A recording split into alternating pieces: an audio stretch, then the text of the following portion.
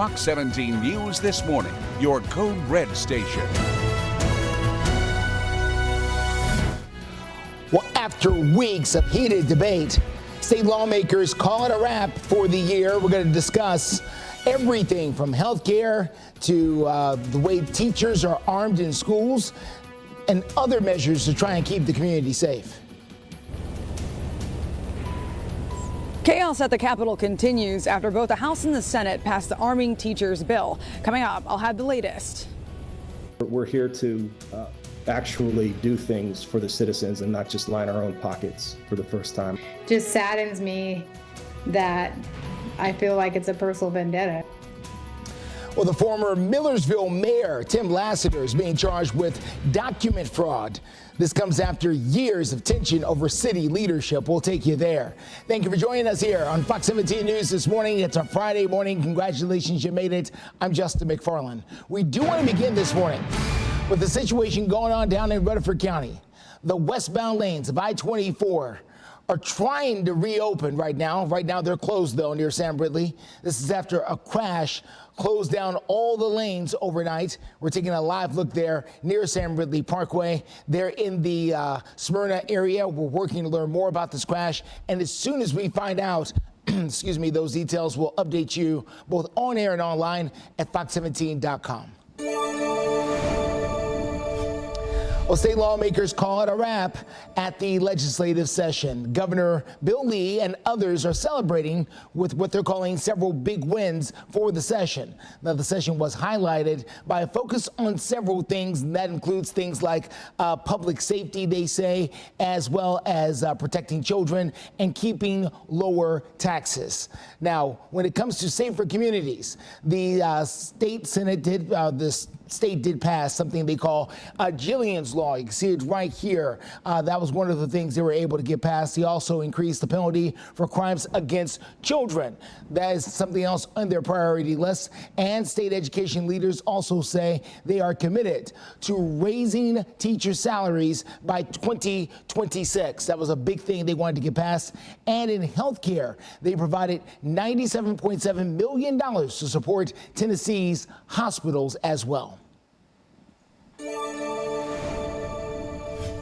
We do have team coverage this morning as Governor Bill Lee says he will sign the bill allowing teachers to carry guns on school campuses. Protesters letting their voice be heard, saying they wanted the governor to veto this bill. Fox 17 News' Karen Aguilar joins us live with an update. Good morning, Karen.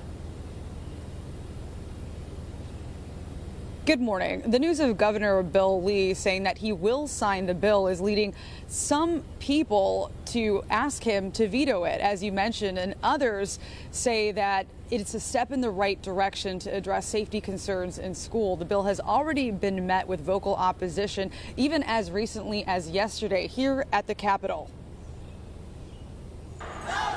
I would just appeal to him and say, like, leave a legacy, do this for our community and help us work towards a better bill next session. Let's veto this one. It may take 15 to 20 minutes before an officer could even arrive on the scene, much less assess what the situation is and be able to go in.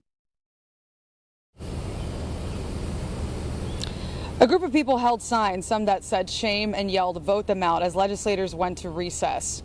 The person you just heard, Melissa Alexander, she's a Covenant School mother, and the other person is Representative Jody Barrett, both on opposing ends of this argument. Now, the legislation that might be signed by Governor Bill Lee follows several other states that had the same kind of legislation.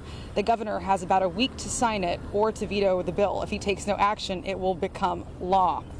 Groups against the bill say that they are planning an organized march to continue to ask the governor to veto the bill. Reporting live in front of the Capitol, Karen Aguilar, Fox 17 News, your Code Red station. 4:04 our time. You see Karen has the umbrella there. That's the name of the game here for at least the first half of today. Some showers moving in as we speak. This is not heavy rainfall. There are no thunder or lightning indicators here for us this morning, but a decent little band of heavier rain going to move into Nashville here in the next 15-20 minutes. So the next check of the forecast, we'll all be just driving the radar. Where's the rain at? When does it get out of here, and when can we enjoy what will end up being a very nice weekend? Taking a look, the weather story, morning showers, and then the question of how many days in a row We're going to hit 80 degrees or be warmer than that starting today. Bad hair days, though. A lot of wind here the next couple of days. Just have that in the back of your mind as well. Getting out the door here later on this afternoon, things are going to be very quickly warming. Right side of your screen, current temperatures are there all the way through 9 o'clock this morning, even during those commercial breaks. 72 degrees at 11, 76 degrees at noon, and up near 80 by 1 o'clock. This is a pattern we're going to continue for Saturday, Sunday, and then Monday and Tuesday we'll have to watch for the next chance for rain. But once we're done with this morning, which you'll see right here, 4 a.m., going to 6 o'clock on Future Track, and then noon, fairly cloudy, but rain done. And then maybe 1 or 2 little pop-ups in the Cumberland Plateau going through the late hours of this afternoon. But all in all, most of our second half of the day stays dry. Steer clear traffic for you this morning at 4:06. Quick look here at I-24 at Sam Ridley Parkway. That is where we are dealing with a crash that has shut down all lanes of the interstate. They're forcing all the traffic off there at Sam Ridley Parkway, very close to Stonecrest Medical Center. Then it looks like they're allowing. They've got a diversion set up. Okay, so they've got a detour set up. So you just need to follow the instructions there of law enforcement on the scene. They can try to get you back on I-24. We do have a crew there at the scene. They've been dealing with this since around 1:15. We'll let you know when all the lanes are reopened. This is going to be going into town, though. So if you're leaving Murfreesboro, going to Nashville, you're going to run into this, and you can take Highway 41. That's the best way to steer clear. A Rutherford County school teacher is facing some serious charges. Details on what she's accused of doing in just minutes. And we are following updates on the search for Sebastian Rogers since he disappeared from his home. Will be arriving in Brentwood at 4:15 on Wednesday. Providing you the information needed to prepare and stay safe. Fox 17 News, your Code Red station. Alerts, empowers, protects.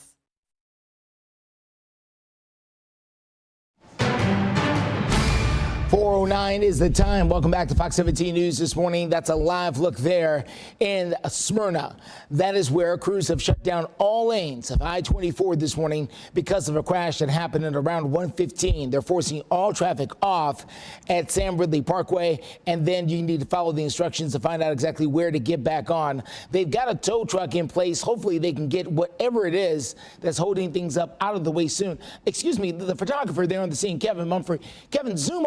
I don't know if you zoom all the way in or not. Is that the crashed up car in the back of that? On the back of that flatbed? Wow. Wow, wow, wow, wow, wow. Thank you, sir. My goodness. Okay, so if that's the car involved in this crash, it's easy to see why they've shut down all lanes. So again, that's I-24 Sam Ridley Parkway, and that is the remains of one of the cars involved in this crash that has shut down the interstate going from Murfreesboro in to Nashville. Thank you to the photographer there on the scene, Kevin Mumfree, for providing us these live pictures. As you can see, they're taking that car away, and now that they are, hopefully they can reopen the interstate at some point soon. Speaking of Rutherford County, a Rutherford County school teacher has been indicted on charges of stalking and making a false report to an officer. Ashley Respirito is being booked back on March 22nd, and she's already been released on bond. Now, according to the Rutherford County Sheriff's Office, they say they have confirmed that she is a school employee, and they also say that because it's of the charges and the fact that they are not work-related, they are not going to be making any further comment than that.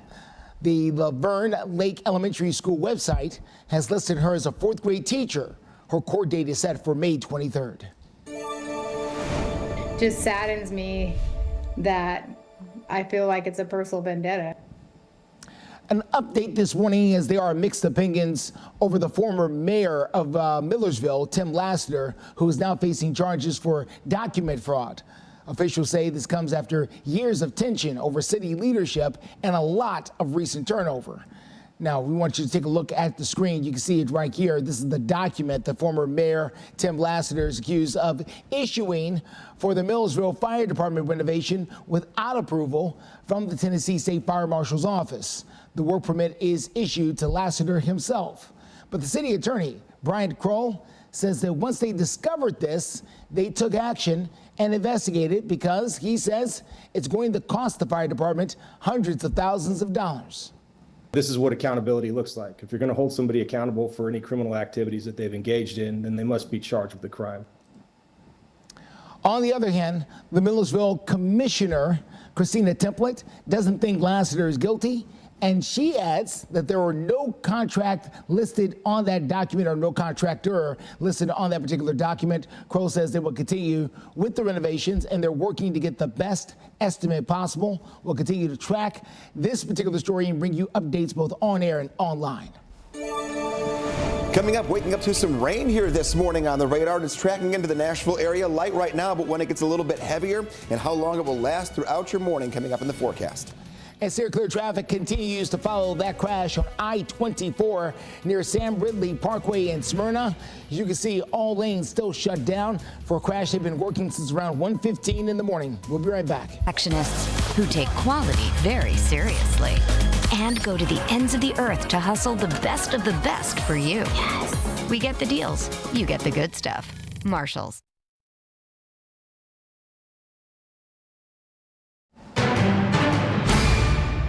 4:15 is the time. Welcome back to Fox 17 News this morning. You're taking a live look there at I-24. This is going to be right at the Waldron Road exit. I know we've been mentioning Sam Ridley quite a bit, but it looks like they've got a lot of the traffic diverted off there at Waldron Road in Laverne. This is because of an earlier crash that involved a very badly damaged car on I-24. It happened around 1:15 in the morning. Since then, investigators have been on the scene. They've shut down all lanes at 24 going into town. You want to take Murfreesboro Pike if you can. It's the best way to steer clear, but it's going to be messy as they've got a lot of 18-wheelers and other vehicles. Even during this time of the morning, 24 can be incredibly busy. We're going to continue to follow that scene out of Rutherford County, bring you more details about that crash as soon as we get it. The United States Supreme Court hearing arguments to determine whether or not former President Trump and future presidents could be immune from prosecution for things that they did while they were in office. Now, the case stems from the January 6th Capitol riot. Meanwhile, the former president spent the day in New York City in the courtroom for another case. Fox 17 News' Christine Fazal has the story. It was an early morning campaign stop.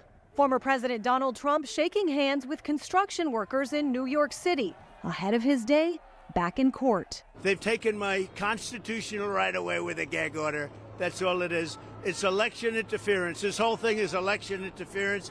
Inside the courtroom, former National Enquirer publisher David Pecker back on the stand with a focus on a $150,000 payment the magazine made to former Playboy model Karen McDougal, who claimed she had an affair with Trump, to buy the rights of the story and then bury it, an expense for which Pecker says he was never reimbursed, which later played a role in him ending the deal he had with Michael Cohen. His testimony is that he did this to help Trump and help the Trump campaign for president in 2016. The theory of the case is there was a conspiracy to interfere with the election to prevent voters from knowing about certain relationships and to pay those folks to keep it quiet. Pecker also admitting he falsely denied the details in this Wall Street Journal article from 2016, telling the court, quote, "I wanted to protect my company, I wanted to protect myself, and I wanted also to protect Donald Trump." Still, experts say proving any illegal behavior will be difficult. The Trump team is going to say, the former president didn't keep those books, and that whatever was done, people may not like what was done with paying people off not to talk. That's legal. And that's probably done in campaigns more than we know in this country. This as another round of legal troubles come from Arizona, where a grand jury indicted 18 Trump allies in a fake electors scheme to prevent the lawful transfer of the presidency in the 2020 election, naming Trump as an unindicted co-conspirator in the case. As far as the hush money case, defense attorneys will certainly have plenty of time to cross-examine the witnesses. Among them, former fixer Michael Cohen, who hinted he'd be taking the stand in a matter of weeks. In Washington, I'm Christine Frazau. We have new information this morning as the United States Pentagon says that the United States delivered long-range missiles to Ukraine earlier this month. The Biden administration had previously refused to send such missiles before. However, they are now saying that they secretly approved their transfer back in February for use inside of Ukrainian territory. The Pentagon says the missiles were then quietly included in a $300 million package announced back in March, and they were delivered to Ukraine this month. More of the missiles are expecting to be included in the brand new military assistance package that the Pentagon announced on Wednesday. Well, in case you missed it, it is National Parks Week. Each day of this week, the National Parks has celebrated a very special theme to showcase the many ways you can experience, learn, or get involved with national parks. On Thursday, it was dedicated to youth engagement. Today is all about community connections. Greg will be with us coming up here in the next few seconds to talk about the weekend weather and whether or not it's going to be good for community projects like this. As a matter of fact, let's bring in Greg right now. Let's do it. Greg, national parks, of course, are an absolute treasure, but we were wondering about the weather for this weekend. Is it going to cooperate? You're going to wake up right now, you're going to see some rain coming down and think, oh, where are we going? Yeah. I'll tell you, by noon in Nashville, rain is done, and we're done for the weekend. The weekend looks phenomenal. So let's start making plans right now, and let's also track what's on the radar, though, because we have to get through Friday before we can have the end of your Friday, which I always consider the beginning of the weekend, and then your Saturday and Sunday. So here's the current radar picture. Let's zoom in on the Nashville area, just kind of see what's happening. We've had some lighter rainfall, but the yellow and orange indicates heavier rain. So we're talking Bellevue. We're talking moving toward Brentwood here. When does this cross I-65 going north into town? I'd say in a good 12-15 minutes, we're going to see some pretty decent rain coming down. Now, we're not talking about thunder and lightning. I've got the indicator turned down right here, 0 strikes in the last 15 minutes. We've had no lightning overnight, but again, this could limit visibility and put a little bit of water on the roadways for us here this morning. The Nashville area itself, north of town, we had a nice little shower that moved through. This is pulling in pretty quickly here. So if you're in Old Hickory, think Hermitage, about 15 minutes. We'll go from the little light rain you got right now to a more decent shower for about 15-20 minutes. This is the name of the game this morning. Light rain, pocket of heavier rain, then light rain, and then a pocket of heavier rain through about 9-10 o'clock. Here's Clarksville. You can see you've got the light rain right now, and then a heavier pocket moving in about 10 minutes. Nothing that I'm really concerned about by any means, and everything out on the Cumberland Plateau is very, very light in nature. These really are just more sprinkles and small showers. They will be out of here relatively soon. Your 7-day forecast for the weekend, a lot going on. We have the Preds tonight, home, taking the ice here at 6:30. Then we have the Rock and Roll Marathon tomorrow, another Preds game on Sunday. We have the Main Street event down in Franklin. A lot of things to get to coming up here in just a few minutes. 421. Let's take a quick look at clear traffic out there this morning. This is going to be I-24 at Sam Ridley Parkway. You can see their traffic moving along without issue. We are doing okay, other than we've got big problems there on the left-hand side when it comes to getting by there. They've got all lanes blocked off there at I-24 Sam Ridley Parkway as you make that drive out there in Laverne, in Smyrna. This is going to impact you as you make that drive in. They've got a detour set up. Follow the detour to get you back down onto I-24 so you can keep going out there. We're going to continue to follow how much longer they're going to be shut down like this. We can tell you lanes have been closed since around 1:15 this morning. Well, the Tennessee Titans were What help? The enemy has nowhere to hide. Hallelujah! Glory to God!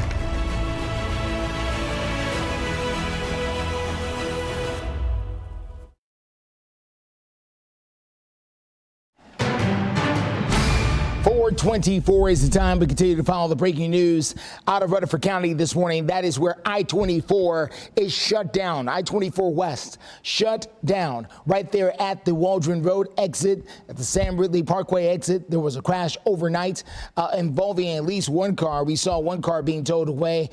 Investigators have since shut down the interstate for a full investigation. This has been going on since around 1:30. It's going to be a slow go coming out of Murfreesboro into Antioch this morning. They've got a detour set up, but you can also take Murfreesboro Road to try to avoid all of this. We're going to continue to follow that traffic scene coming up in a few. First, big news from the sports world as we talk about the two-tone blue. The Titans went really big with the 7th pick in the NFL draft. They selected the Alabama offensive tackle J.C. Latham with the 7th overall pick. Now, Latham was the 2nd offensive tackle drafted in the top 7. Notre Dame's Joe Alt was selected by the Chargers, 2 spots ahead at 5. The general manager of the Titans, Rand Carthen, says they had a feeling the Chargers would take Joe Alt, which led them to J.C. Latham. Now, the former Crimson Tide star played in 41 games over the past 3 seasons, the majority of those at right tackle. That's on the other side of the line. The Titans do have a need at both spots, but Carthen did say after drafting Latham that they would start him at left tackle. It's something that he says he's very comfortable with. I started at left. I was recruited to Alabama as a left, and then I decided, Evan Neal, he was there, going to the Giants, and but before all that happened, he made the decision. He wanted to play left, and, he was a great tackle. So I just decided to go to right. I trained at right literally when I got to Alabama. I was never a right tackle. And, so I know, just with hard work, dedication. Now, to be clear, J.C. Latham is a big man, 6'5", 342 pounds with 11-inch hands. The Titans are getting started with the draft this weekend. They will pick up again coming up here for round 2 tonight. They will pick 38th in that draft. The NFL draft will then continue on with rounds 4 through 7 coming up on Saturday. So still a very busy weekend for the Tennessee Titans. Other areas of need for the Titans include wide receiver and possibly an edge rusher, maybe some help in the secondary, but they certainly address a big issue there by taking the offensive tackle there in the first round. So we want to know, what do you think? Do you think the Titans will have more wins this season than last season? They've made a lot of changes. Head coach, making changes on the offensive line, adding new wide receivers and running backs. 52% of you say yes. 47% of you say no. If you want to chime in, you can do so on our X page. You can find us at Fox Nashville.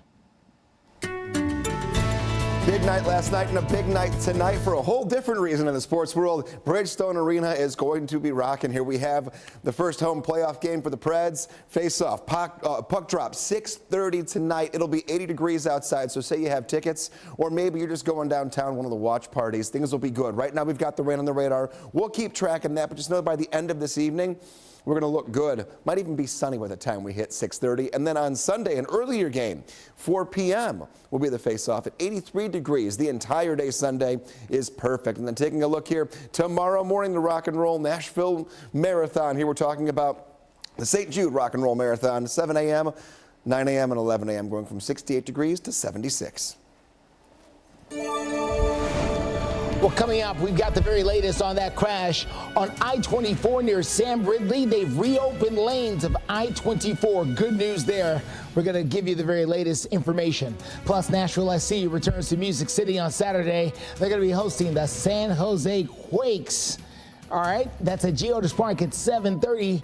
Tickets for that match will serve to help celebrate the weeks, even months at a time. You bring it to Base Ford, 40 base service department, pickup, delivery, mobile service, no appointment necessary. That's Base Ford, Lebanon, Tennessee. We'll trade for anything you don't eat.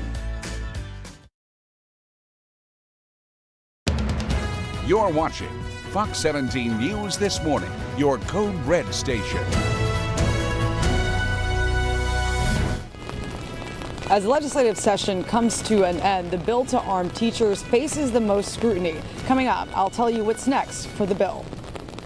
And it's umbrellas and rain gear here. Limited visibility, rain coming down for right now, but it's not an all-day event. When we'll go from rain to sunshine by the end of the day, coming up in your Code Red forecast. Steer clear traffic takes us to I-24, Sam Ridley Parkway down in Smyrna. You can see for yourself, they have reopened several lanes down there after an overnight crash. We're going to take you there at the very latest. Thank you for joining us here on Fox 17 News this morning, just after 4:30. Congratulations, you made it to Friday. I'm Justin McFarland. We do begin with some breaking news this morning as the westbound lanes of I-24 down in Rutherford County have now reopened. This is after an overnight crash that closed all of those lanes at around 1:15. Now, we're still working to learn more about the crash that happened here that had those lanes shut down for around 3 hours. But again, in the last 5 minutes or so, they've been able to reopen most of the lanes there in that area. We're going to get a complete update with your steer clear traffic coming up here in the next few seconds. Before we do, crisis in the classroom this morning as Governor Bill Lee says he will be signing a bill allowing teachers to carry handguns in public schools. Those teachers do have to meet a certain criteria, though. Fox 17 News' Karen Aguilar is live out there to tell us why parents, some of them or at least, are still worried about what can happen to their children while they're at school. Yeah, that's right. And there's mostly been opposition to the bill that recently passed that now the governor is saying that he's going to sign. But there are also those who are for the bill, saying that it will make schools safer. Now, those who are against the bill have been protesting all week, even as recently as yesterday here at the Capitol behind me. They want the governor to veto the bill. A group of people held signs, some that said shame and yelled vote them out as legislators went to recess. Again, that happened yesterday. The bill passed by an overwhelming majority in the House earlier this week. It follows several other states that had the same kind of legislation. The governor has about a week to sign it or veto the bill. If he takes no action, it will become law. For those that are for it, they say it will help schools, especially in rural areas without SROs. It may take 15 to 20 minutes before an officer could even arrive on the scene, much less assess what the situation is and be able to go in. Covenant mother Melissa Alexander doesn't think the reasoning of passing the bill is enough to really protect students and says it's unnecessary. We don't believe that should involve a handgun, let alone a concealed weapon that is tiny and would not really be able to go up against an assault style weapon. Of course, as I mentioned, she's not the only person who is against this bill, and a group told Fox 17 News that they'll be organizing a march to have the governor veto the bill this weekend. Reporting live in front of the Capitol, Karen Aguilar, Fox 17 News, your Code Red station. All right, Karen, this issue is gaining national attention. The Vice President of the United States, Kamala Harris, posted on social media saying, quote, arming teachers is not the answer. We know what actually works: universal background checks, red flag laws, safe storage, and assault weapon banned. Shame on Tennessee legislators for failing to protect our children. Again, that's from the Vice President of the United States speaking on this. Let's get to Greg Bumpas. He's standing by with a look at your forecast. Yeah, we're using the umbrellas for this morning, Justin. We have some rain coming down right now. We're also going to be using the windshield wipers. We've got rain cutting straight down I-65 from north of town and then leading its way down straight through Nashville to just south of town. And this is not anything that in terms of thunderstorms or anything to worry about with severe weather, but definitely some decent steady rainfall. And we're going to put some tracks on that for you here coming up in about 5 minutes to let you know where it's at and where it's headed and when it might pick up a little bit for you back home. Taking a look, morning showers will lead us into some afternoon sunshine and a high temperature of near, if not above, 80 degrees. The first of several in a row. But when I say bad hair days, I mean wind. Wind's going to pick up here for us today. We have a wet pavement situation here in downtown. Here's Lower Broadway. We had Timbergraw last night, and this is going to be the place to be tonight when the Preds take home ice. Taking a look right now, 59 degrees, fairly overcast. The clouds break up gradually throughout the afternoon. We're all in the 50s to near 60 degrees, that overcast sky kept us a little bit warmer. So here's your 7-day forecast. I want to talk about the entire weekend here so we know what we're starting off with on your Friday and getting into for Saturday and Sunday. We've got an 82-degree high this afternoon. The rain will only be the first half of today. Evening plans, night plans, perfect. Tomorrow, 84 degrees, not a problem throughout the entire day. Same with Sunday at 85. Nighttime temps the next 4 nights will be in the 60s. Our next chance for thunderstorms will be late in the day on Monday into Tuesday. Still clear traffic for you this morning. Good news to report on I-24. This is down at Sam Ridley at the Sam Ridley Parkway in Smyrna. Things have reopened out there on the road. They were shut down for several hours after a really rough crash that happened around 1:15 in the morning. Now, our TDOT crews are still out there picking up the cones, it would seem, and trying to clear up from that accident. But again, all lanes are opened after they were shut down for around 3 hours earlier this morning. Still unsure exactly how many people were hurt in that crash. As soon as investigators get back to us, as we have reached out to them, as soon as we get a response from them, we will tell you exactly what happened out there at I-24 that had the road shut down for so long. Well, a bill calling for the largest tax break in Tennessee history is now headed to the governor's desk. The House and Senate came together to make a compromise. The lawmakers repealed the property portion of the franchise tax. Now, the tax generates around $400 million a year. The bill also allows businesses to get rebates back dating to around 3 years ago. Now, the total savings of this bill, or total tax savings of the bill, will be around $1.7 billion. Coming up a little bit later in the morning, we're going to hear from both sides and why some people are not happy about this. We are still dealing with the aftermath of the Flint water crisis. It's been a decade since we first heard about this. Coming up, we're going to take a look at the history of the water crisis.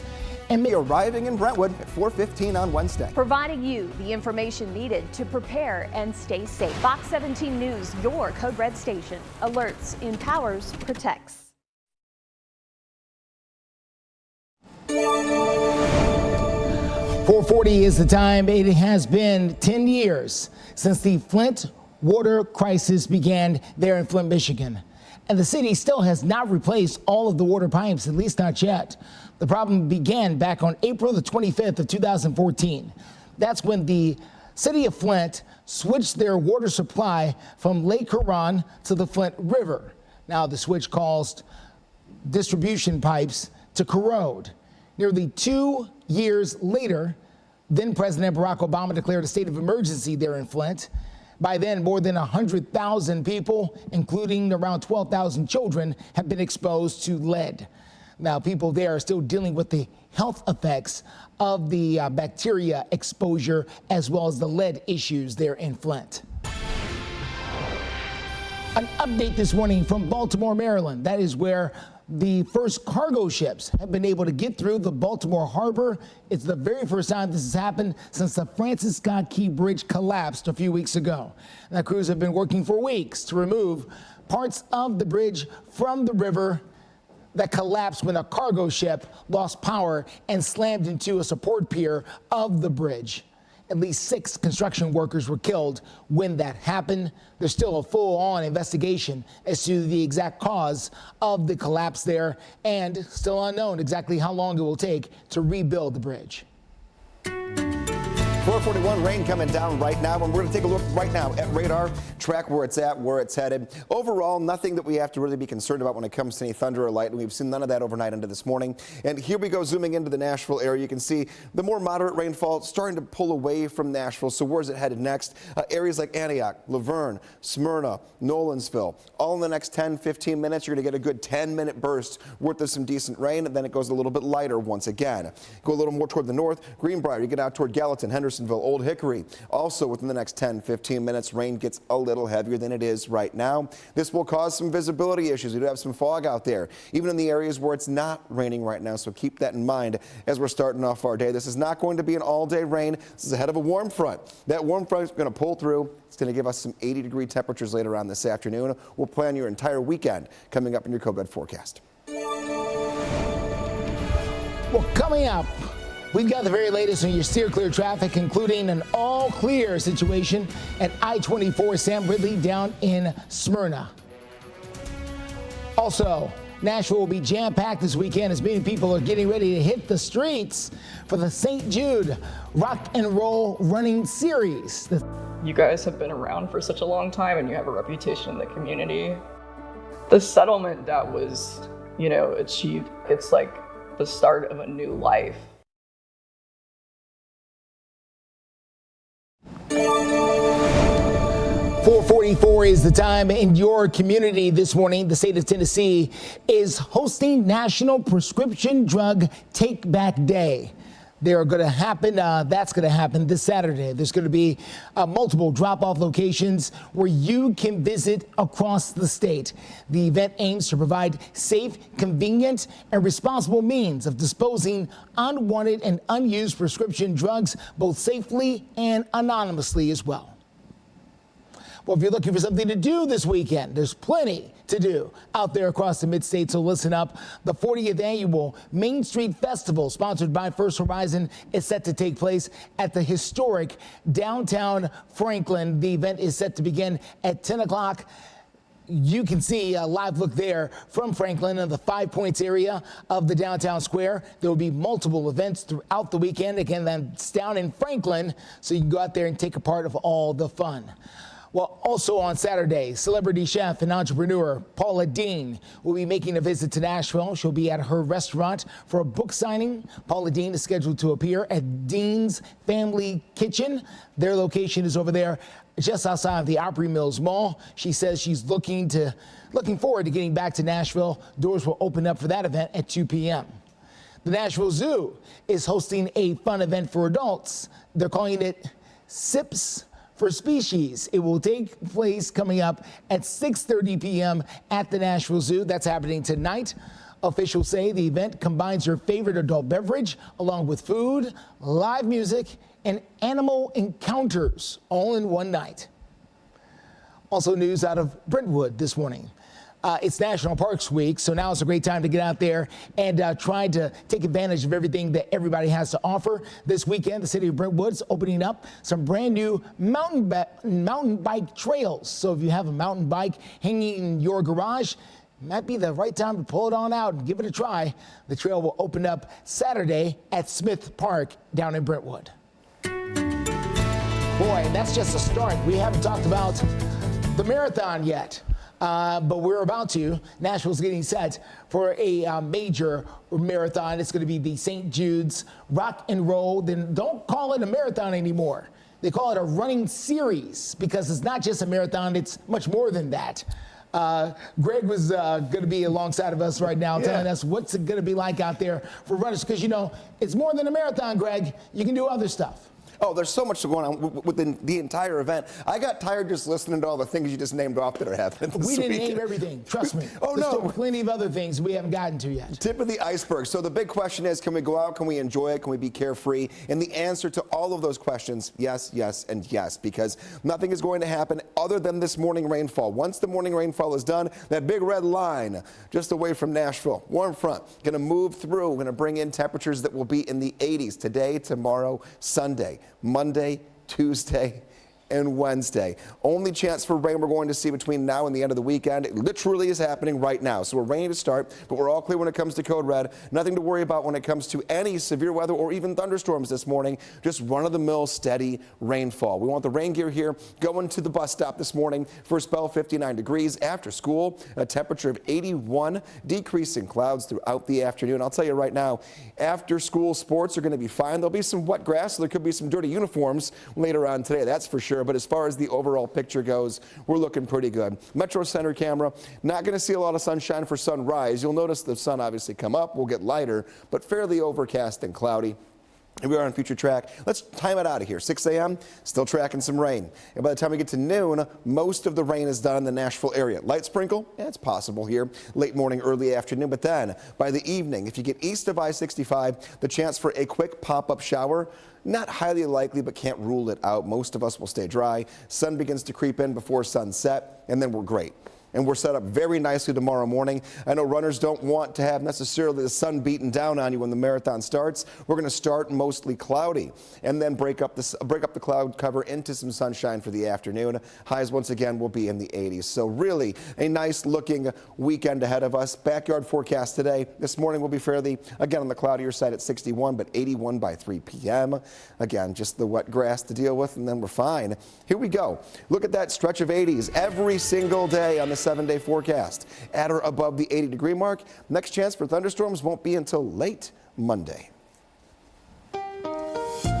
Steer clear traffic at 449. Quick look here, if we can, at I-24 near Sam Ridley Parkway. This is down there in Smyrna. That's where we've been watching the scene of a car crash that happened around 1:15 in the morning that at one point had all lanes out there shut down. They've since reopened all lanes there on I-24, so you're good to go now. We had a big backup. No longer. All of that has cleared out, so you're doing a much better shape coming in from the Smyrna, Laverne, and Murfreesboro area. area this morning. We're still trying to follow up on exactly what happened with that crash from earlier in the night that had lanes shut down for 3 hours. But again, things have reopened. We're going to take a closer look at some of the other areas of town coming up in a few. Well, the Biden administration is now cracking down on power plant pollution. It's all in an effort to fight climate change. The Environmental Protection Agency is issuing sweeping new mandates, including strict controls on carbon dioxide emissions. Existing coal plants and newly built natural gas plants will also have to abide by the new rules. The new measures also include requirements to reduce toxic wastewater pollutants from coal-fired plants. The action is all part of the Biden administration's pledge to eliminate carbon pollution from the electricity sector by the year 2035. We're fighting to save you a little money. The Transportation Department has now announced new rules to protect airline passengers. This comes after the Transportation Secretary, Pete Buttigieg, delivered remarks over in Virginia outlining the brand new regulations to protect airline passengers, including a crackdown on junk fees. Once again, this is an effort to crack down on what airlines can charge passengers, and that includes some of those steep bag fees and fees, as well as when flights are canceled or changed suddenly. The Federal Trade Commission is sending refunds to thousands of Ring users. We're talking about the doorbell cameras there. More than 117,000 of them, to be exact. This comes from a settlement with the Ring doorbell camera company, as they allow companies and contractors to have way too easy of an access there to the camera. And it gave them the ability to view customers' private videos without consent. So far, the FTC has identified more than $5.6 million worth of refunds. The agency says it is sending those refunds through PayPal. A heart-racing ordeal caught on camera as an employee in Colorado stopped by a would-be robber in broad daylight. Take a look at your screen. We can follow the action for you. Here's how the whole thing went. Police say that a thief walked into the employee section of a dry cleaning business and started going through an employee's handbag. After seeing what was happening there, a worker confronted the robber. You're seeing it right there, and they started to grapple together, preventing him from leaving until the police arrived. Kept them pinned right there. See that? Eventually, authorities did get there. Police say they issued a trespassing warrant against the offender there, and also made sure that he stayed away from that business for at least 1 year. But certainly a brave effort to keep that man in the red sweatshirt from leaving the business until authorities got there. Wow. Well, coming up, we're going to break down more highlights from the legislative session. Plus, we've got a live look this morning over at First Horizon Park. The Nashville Sound's on the road, but there's still plenty of other things to do. The Nashville Best Buddies Friendship Walk will be taking place coming up on April 28th at 4 p.m. The event is aimed to unite. Insurance companies could put us out of business if they wanted to. All they have to do is be fair. But they're not. I can help.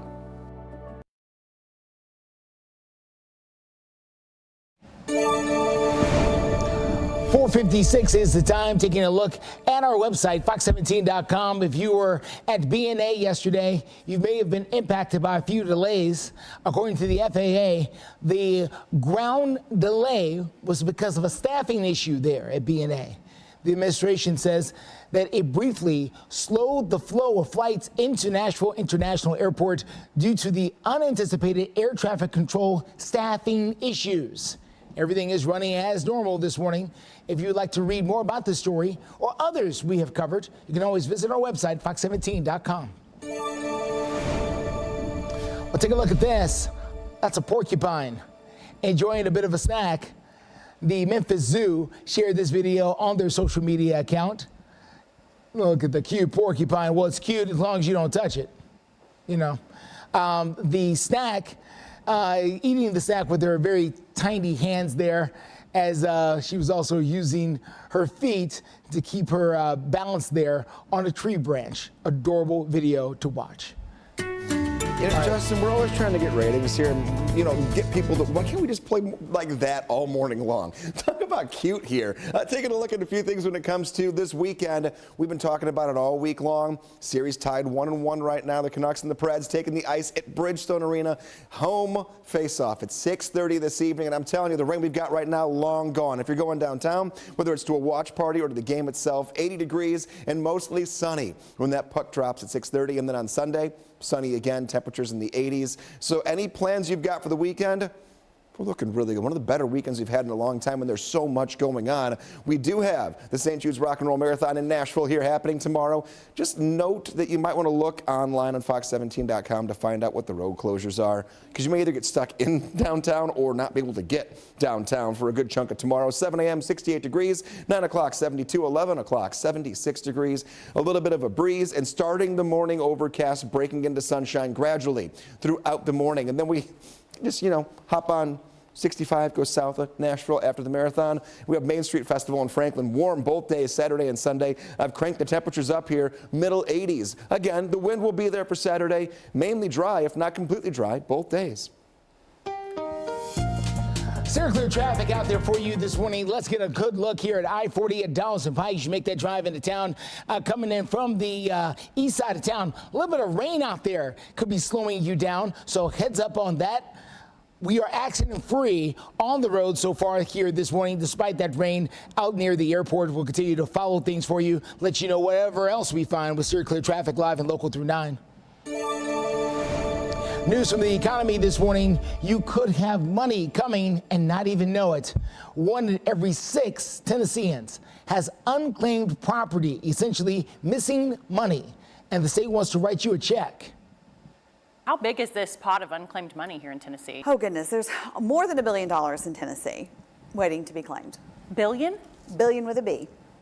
So how can you cash in? We've got the details on that coming up tonight on Fox 17 News at 9. I know I'll be watching to see exactly what they're talking about and how you can claim your part of this $1 billion that seems to be out there and available. Fox 17 News, of course, always working hard to find some things that are happening here in the mid-state that you may not be aware of that could benefit you, your family, and your wallet. You're watching Fox 17 News This Morning, your Code Red station. 5 o'clock on the dot. After days of heated debate, state lawmakers call it a wrap. This Friday morning, we're going into more detail about health care, a bill to arm teachers, and the measures to keep our communities safe. As the legislative session comes to an end, the bill to arm teachers is facing the most scrutiny. Coming up, I'll tell you what's next for the bill. We're here to actually do things for the citizens and not just line our own pockets for the first time. Just saddens me that I feel like it's a personal vendetta. Former Millersville Mayor Tim Lassiter is charged with document fraud. Fox 17 News having more details on the tension over leadership. First, though, we do want to say thank you for joining us here on a Friday morning. For Fox 17 News, I'm Erica Glover. Jennifer Waddell has the morning off.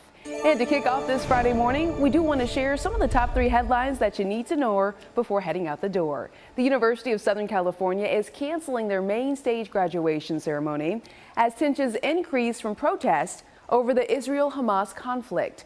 Well, the LAPD does say more than 90 people were arrested Wednesday during a protest on campus. The university also recently canceled their commencement speech by a pro-Palestinian student, all over safety concerns. The Federal Communications Commission voting to restore regulations, expanding oversight of internet service providers. The 3-2 vote brings back what's known as net neutrality, and that rule aims to prevent providers from blocking out competitors. The head of the FCC says the vote reflects the importance of high-speed internet as the main source of communication for Americans.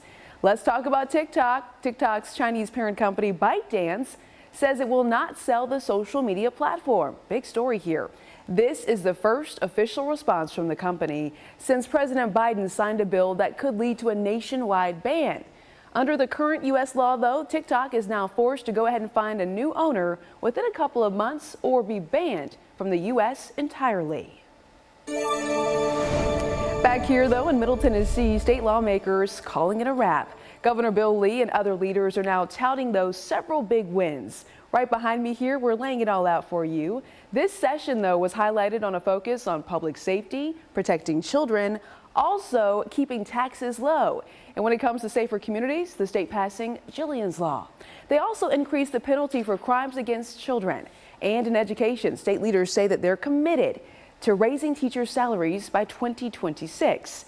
Let's talk about health matters, though. They provided nearly $98 million to support Tennessee hospitals. Now, this Friday morning, Fox 17 News, we have team coverage as we get the very latest on all the details for you. Governor Bill Lee says that he's going to sign the bill allowing teachers to carry guns on campus.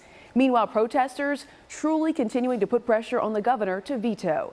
Fox 17 News' Karen Aguilar is joining us live with an update. Good morning. Well, some parents are worried, and as you mentioned, people are asking the governor to veto the bill, while others say that this is a step in the right direction to make schools safer. Now, yesterday, behind me at the Capitol, there was yet another demonstration this week against the bill.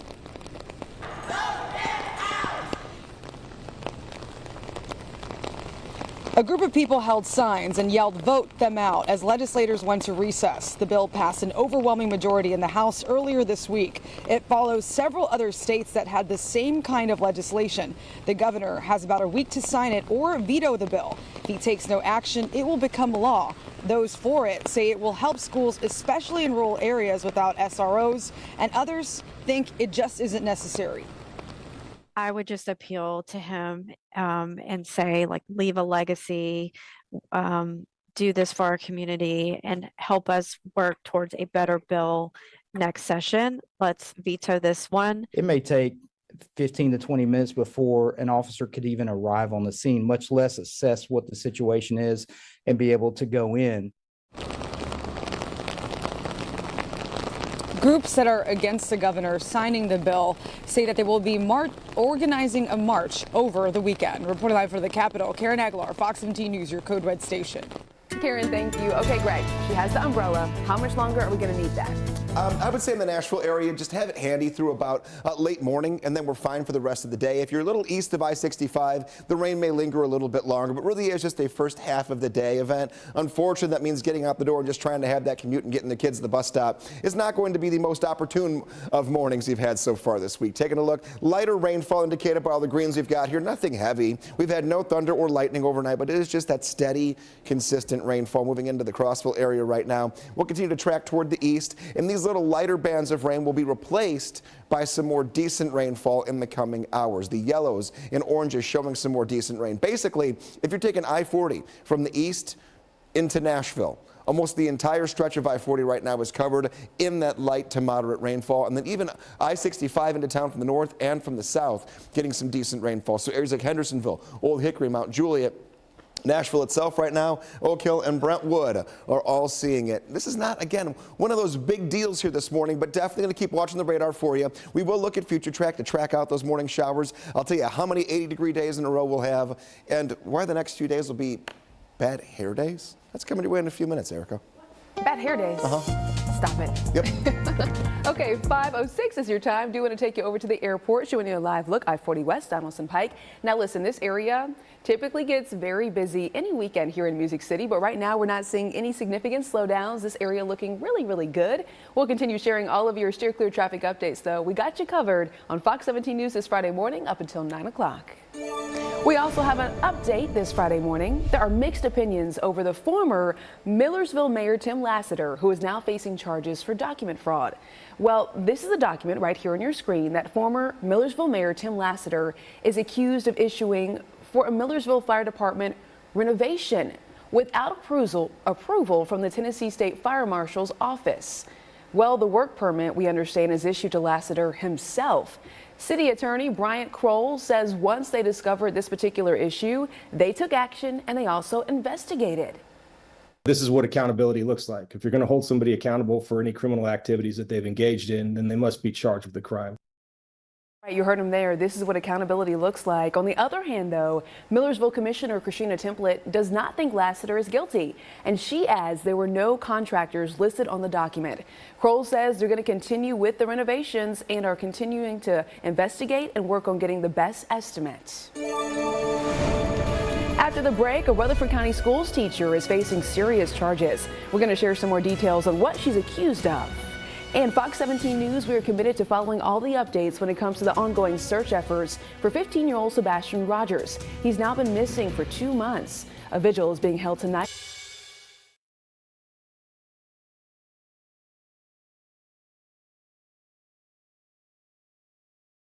Fox 17 News this Friday morning. The Clarksville Police Department is investigating a shooting that sent 2 Montgomery County schools into lockdown status. This happened on Thursday. And according to CPD, the shooting happened over at Ashford Place Apartments on Memorial Drive. Police say Clarksville High School and Richview Middle School, they were notified immediately and then put into lockdown status. The suspects, though, taken away, police say, in a Jeep.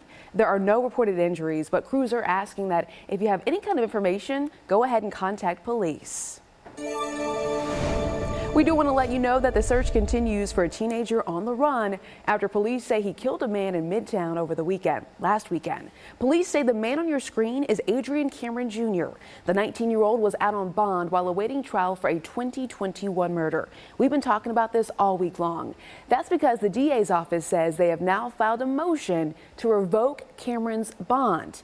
If you're watching and you have any information on his whereabouts, call Crime Stoppers. That number is on the bottom of your screen. It's 615-742-7463.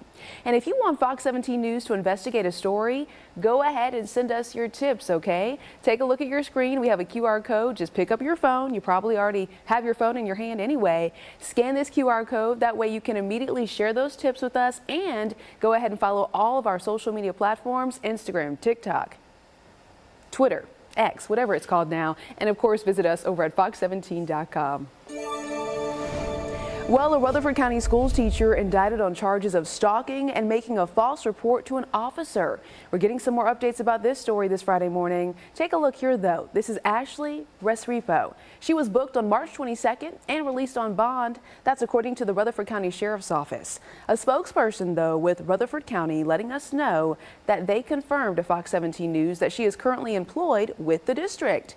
They say this is because, quote, the charges are not work-related. The Laverne Lake Elementary School website does list this woman as a 4th grade teacher.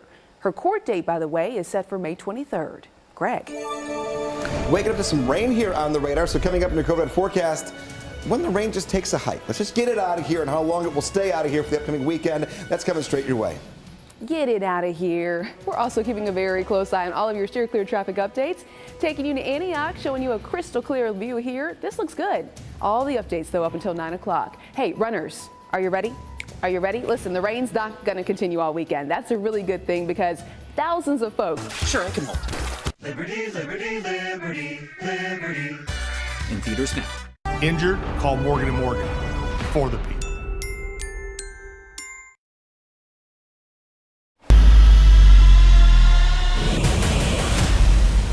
Ooh, okay, let's talk Titans. Talking about the two-tone blue this Friday morning. And listen, we knew the Titans' biggest area of need going into the draft was the offensive line, and they addressed that right away by selecting Alabama tackle J.C. Latham with the 7th overall pick. Now, he was the 2nd offensive tackle drafted in the top 7 picks. Titans general manager said they had a feeling the Chargers would take Notre Dame's Joe Alt, which then led them to Latham.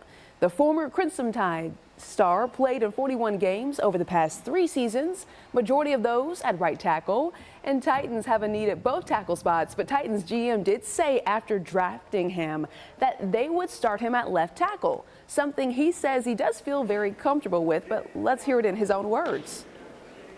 I started at left. I was recruited to Alabama as a left, and then I decided, Evan Neal, he was there, going to the Giants, and but before all that happened, he made the decision. He wanted to play left, and, he was a great tackle. So I just decided to go to right. I trained at right literally when I got to Alabama. I was never a right tackle. And, so I know, just with hard work, dedication. All right, the Titans are just getting started with their draft weekend. The team is going to be back up and at it again for rounds 2 and 3, rounds 4, and there's a lot of rounds. Okay, it's all taking place, though. We have your coverage over on fox17.com if you want some more updates. Other positions of need for the Titans, though, do include wide receiver, an edge rusher, and possibly some help in the secondary, but they certainly address their biggest need, taking a top tackle in the first round. So much more excitement to come. So we do want to ask this question over on our Fox Nashville X account. What do you think about this? Will the Titans have more wins this season than last? We certainly hope so. As of right now, 52.6% of you all say yes. Thinking positively this Friday. If you want to let us know what you think, you still have time. Just head on over to our Fox Nashville X accounts.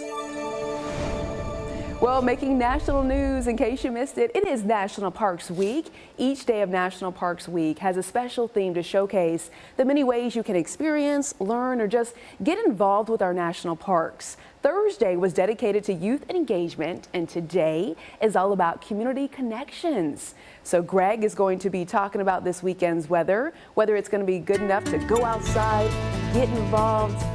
I think it's going to be good weather. You just really need to take your sunblock, right, Greg? Oh, sunscreen and a good attitude. Let's just have some smiles this weekend. Now, right now, I'm not necessarily the smile here, kind of one of those, Gonna drive through this here this morning. Yeah, you do. Unfortunately, we have some rain on the radar, but I'll tell you, getting into the weekend itself, once we're done with this morning, everything looks good. A few bands of some rain here. We've got 2 pockets of heavier rainfall with a little gap in the middle. That gap going to fill in. Let's just time a few things out for you right here and right now. Taking a look at round 1 that's moving out of, say, the Lebanon area. It's going to continue out toward Watertown and then Alexandria here in the next 10-15 minutes. You've already got light rain. Gets a little heavier. Those little pockets here of the yellow and orange, those are going to continue on and off here throughout this morning. Airport seeing some decent rainfall here. Basically, I-40 everywhere. All the way into town from the east is going to be seeing a little bit of rainfall coming down right now. And then you take I-65 south from Nashville down toward Oak Hill, Brentwood, decent rainfall as well. Our heavier rainfall that we're seeing is actually these pockets of red that we've got more toward the north and the west of town, making their way toward I-24 coming in from the north and west. Not quite there yet, but they will be there in the next 15 minutes. So just prepare for it. Have the umbrella. No, you got to maybe leave a few minutes early. We have some raindrops here on our Metro Center camera overlooking the Titans bubble after their big first round draft pick. Again, that draft continuing here later on today. Taking a look at the forecast. Future track goes to 6 a.m. and then 6 a.m. goes to noon. Everything starts to move out late morning here in Nashville and then continues to see an increase in sunshine. Here's the one little caveat to that. Here's 4 p.m. The possibility, a little pop-up shower late in the afternoon can't be ruled out if you get east of I-65, but overall, and generally speaking, the forecast looking very good after, I would say, lunchtime. 82 later on this afternoon, right side of your screen. Temperatures are in the upper 50s to start off your Friday. Steer clear traffic for you. Let's get you out and about to I-24 Hickory Hollow Parkway. So as you make your drive in from the Antioch area, things are moving along pretty well. No big problems out there in either direction. Nice smooth drive ahead of you there in Antioch. The same can be said over in Dawson, I-40 at Dawson Pike. A little bit of rain coming down through here, so watch out. Do not end up on the traffic report, okay? Just don't do it. Slow down. Get to your destination safely. So far, so good there from the east side of town. All right, happening this weekend, it is certainly going to be another busy weekend. Music City's annual St. Jude Rock and Roll Running Series is happening Saturday and Sunday. And listen, you're going to see a whole lot of runners and walkers out and about today picking up their race packets over at Music City Center. Right now, though, Fox 17 News' photojournalist Kevin Mumphrey is on the scene downtown. This is the area in particular that is going to be packed. Here are a few things that you're going to want to know. The race starts over on 8th and Broadway and is going to finish up at Nissan Stadium. So let's think you're in town, you're visiting, maybe you're not aware of this race happening. Don't be worried if you wake up and look out of your window and you see a lot of road closures. That's just going to be the case. Event coordinators, though, going to be providing shuttles for the runners, and there are multiple races to go ahead and participate in. Also, 25 bands are going to be along the route, giving us a good cheer on there. This event is all in hopes to go ahead and fight childhood cancer. If you want some more details, we do have it over on fox17.com. And just listen, keep in mind that more than 20,000 folks are going to be in town for this event. It's going to be a big and good time out there. Looking ahead, Murfreesboro police say a group of criminals may be working to steal from bank accounts. How much money victims have lost so far. And we're also looking ahead over at Geodis Park. It's rainy out there, but we do want to let you know that Nashville SC returns to Music City Saturday. They're hosting the San Jose Earthquakes over at Geodis Park, going to be at 7:30 p.m. Is the weather going to cooperate for this game, though? We'll tell you after the break. Stay with us and happy Friday. Honest, dependable, affordable.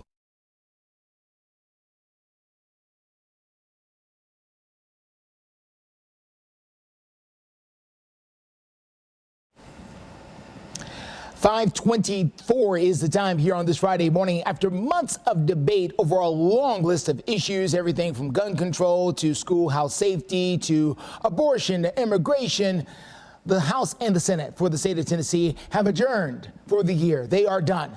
Have you ever wondered how something like the legislative session ends? Well, even though it was a very heated and passionate session, it ends with a very sort of a celebratory type of feeling there at the State House. This is how the House of Representatives ended their session. Watch this. Pursuant to Senate Joint Resolution number 1629, I move the House of Representatives of the 113th General Assembly of the State of Tennessee adjourn sine die.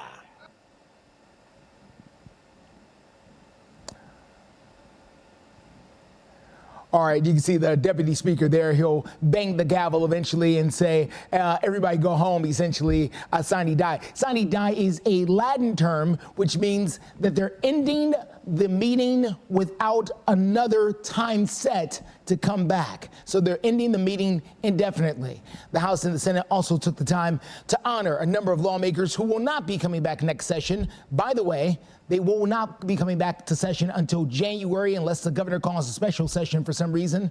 Coming up in a few minutes and later this morning, we're going to look back at some of the more intense moments from over the past few months.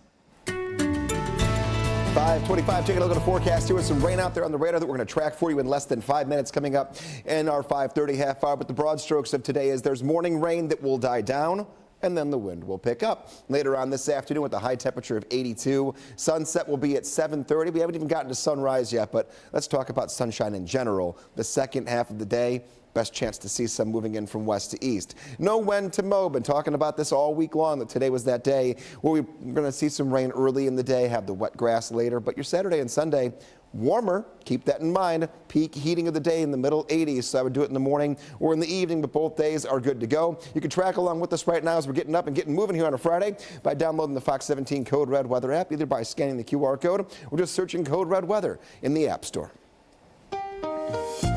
Steer clear traffic at 5:26. Here's a quick look here at I-40 at Dawson Pike, close to the airport. All right, things are very wet out there. The rain has fallen. It hasn't looked like this for everyone, but for this particular pocket, for whatever the reason, the rain has kind of settled in. So if you got that flight this morning over at Nashville International Airport, it's going to be a wet drive for you getting out there. Nothing to slow you down as far as any accidents are concerned, but just a wet pavement for sure as you get out there this morning. To prove my point, here's a look at I-24 Hickory Hollow Parkway. The difference between this camera and this one is not that much as far as distance is concerned, but you can see the difference in the road quality. There's some slight rain here, but nowhere nearly as intense as what we're seeing over at the airport. So again, the pockets of rain heavier in some places than others. We'll continue to follow things out there on the roads for you. As the legislative session comes to an end, there are many groups who are still opposed to it, while others believe that it could make schools safer. Coming up, I'll tell you what's next for the bill. Teachers carrying guns there in schools across the state. We'll see where it goes. Thanks for waking up with us each and every morning on Fox 17 News this morning. We've got your traffic and your weather updates live with you from 4 until 9. And stay safe. Fox 17 News, your Code Red station. Alerts, empowers, protects. This Fox 17 This Morning newscast is sponsored by Electronic Express. We make it happen. You're watching Fox 17 News This Morning, your Code Red station. Now on Fox 17 News this Friday morning, it's the end of the 2024 legislative session for Tennessee's government. We're taking a look at the accomplishments and controversies that are making an impact.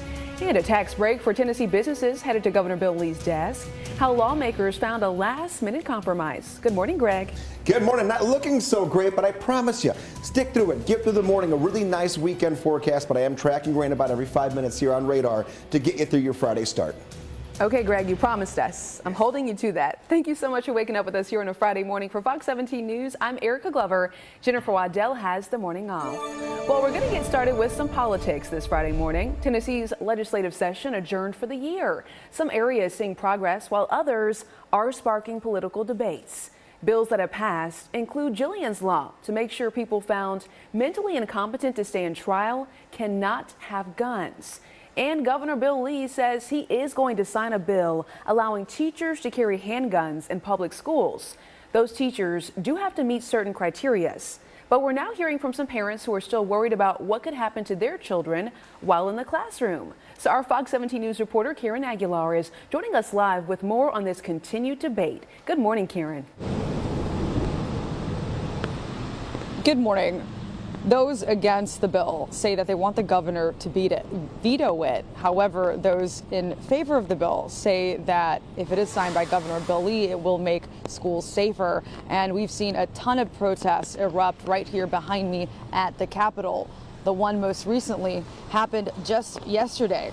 A group of people held signs, some that said shame, and yelled vote them out as legislators went to recess. The bill passed by an overwhelming majority in the House earlier this week.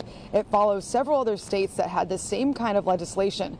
The governor has about a week to sign it or veto the bill. If he takes no action, it will become law.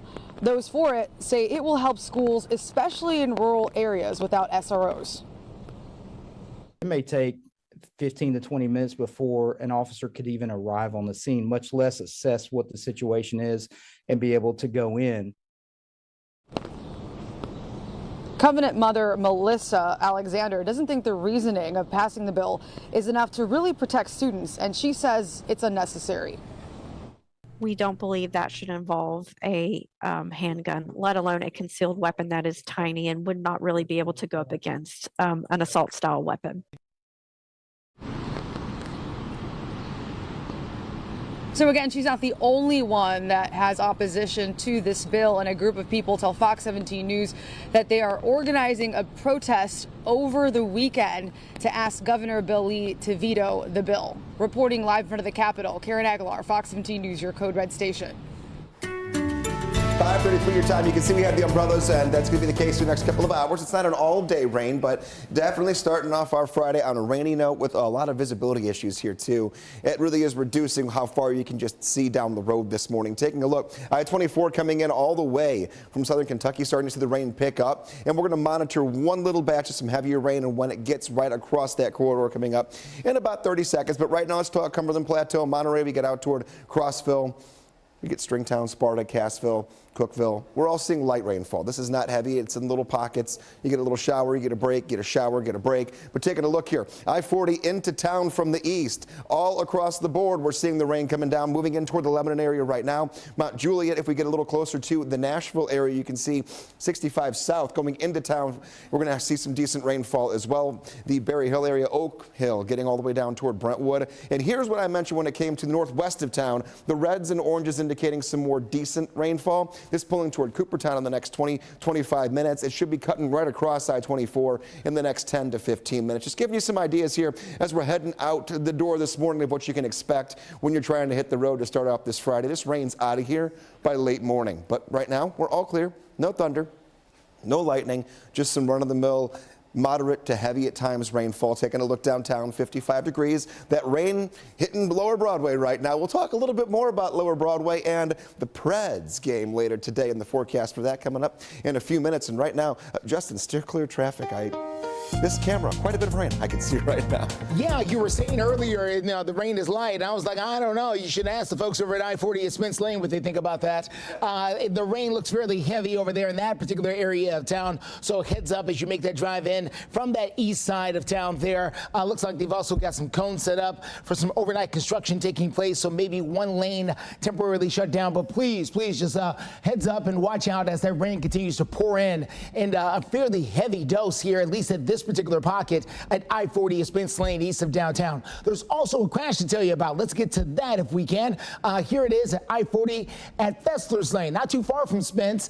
You can see where authorities are on the scene over here. You want to try to take Ellington Parkway or, well, Ellington Parkway is a good way for the north side. Elm Hill Pike is what you want to do, and Lebanon Pike is the best way to steer clear as you make that drive in from the east. We'll continue to follow things and see how much longer heavy rain like this continues to show up on the cameras.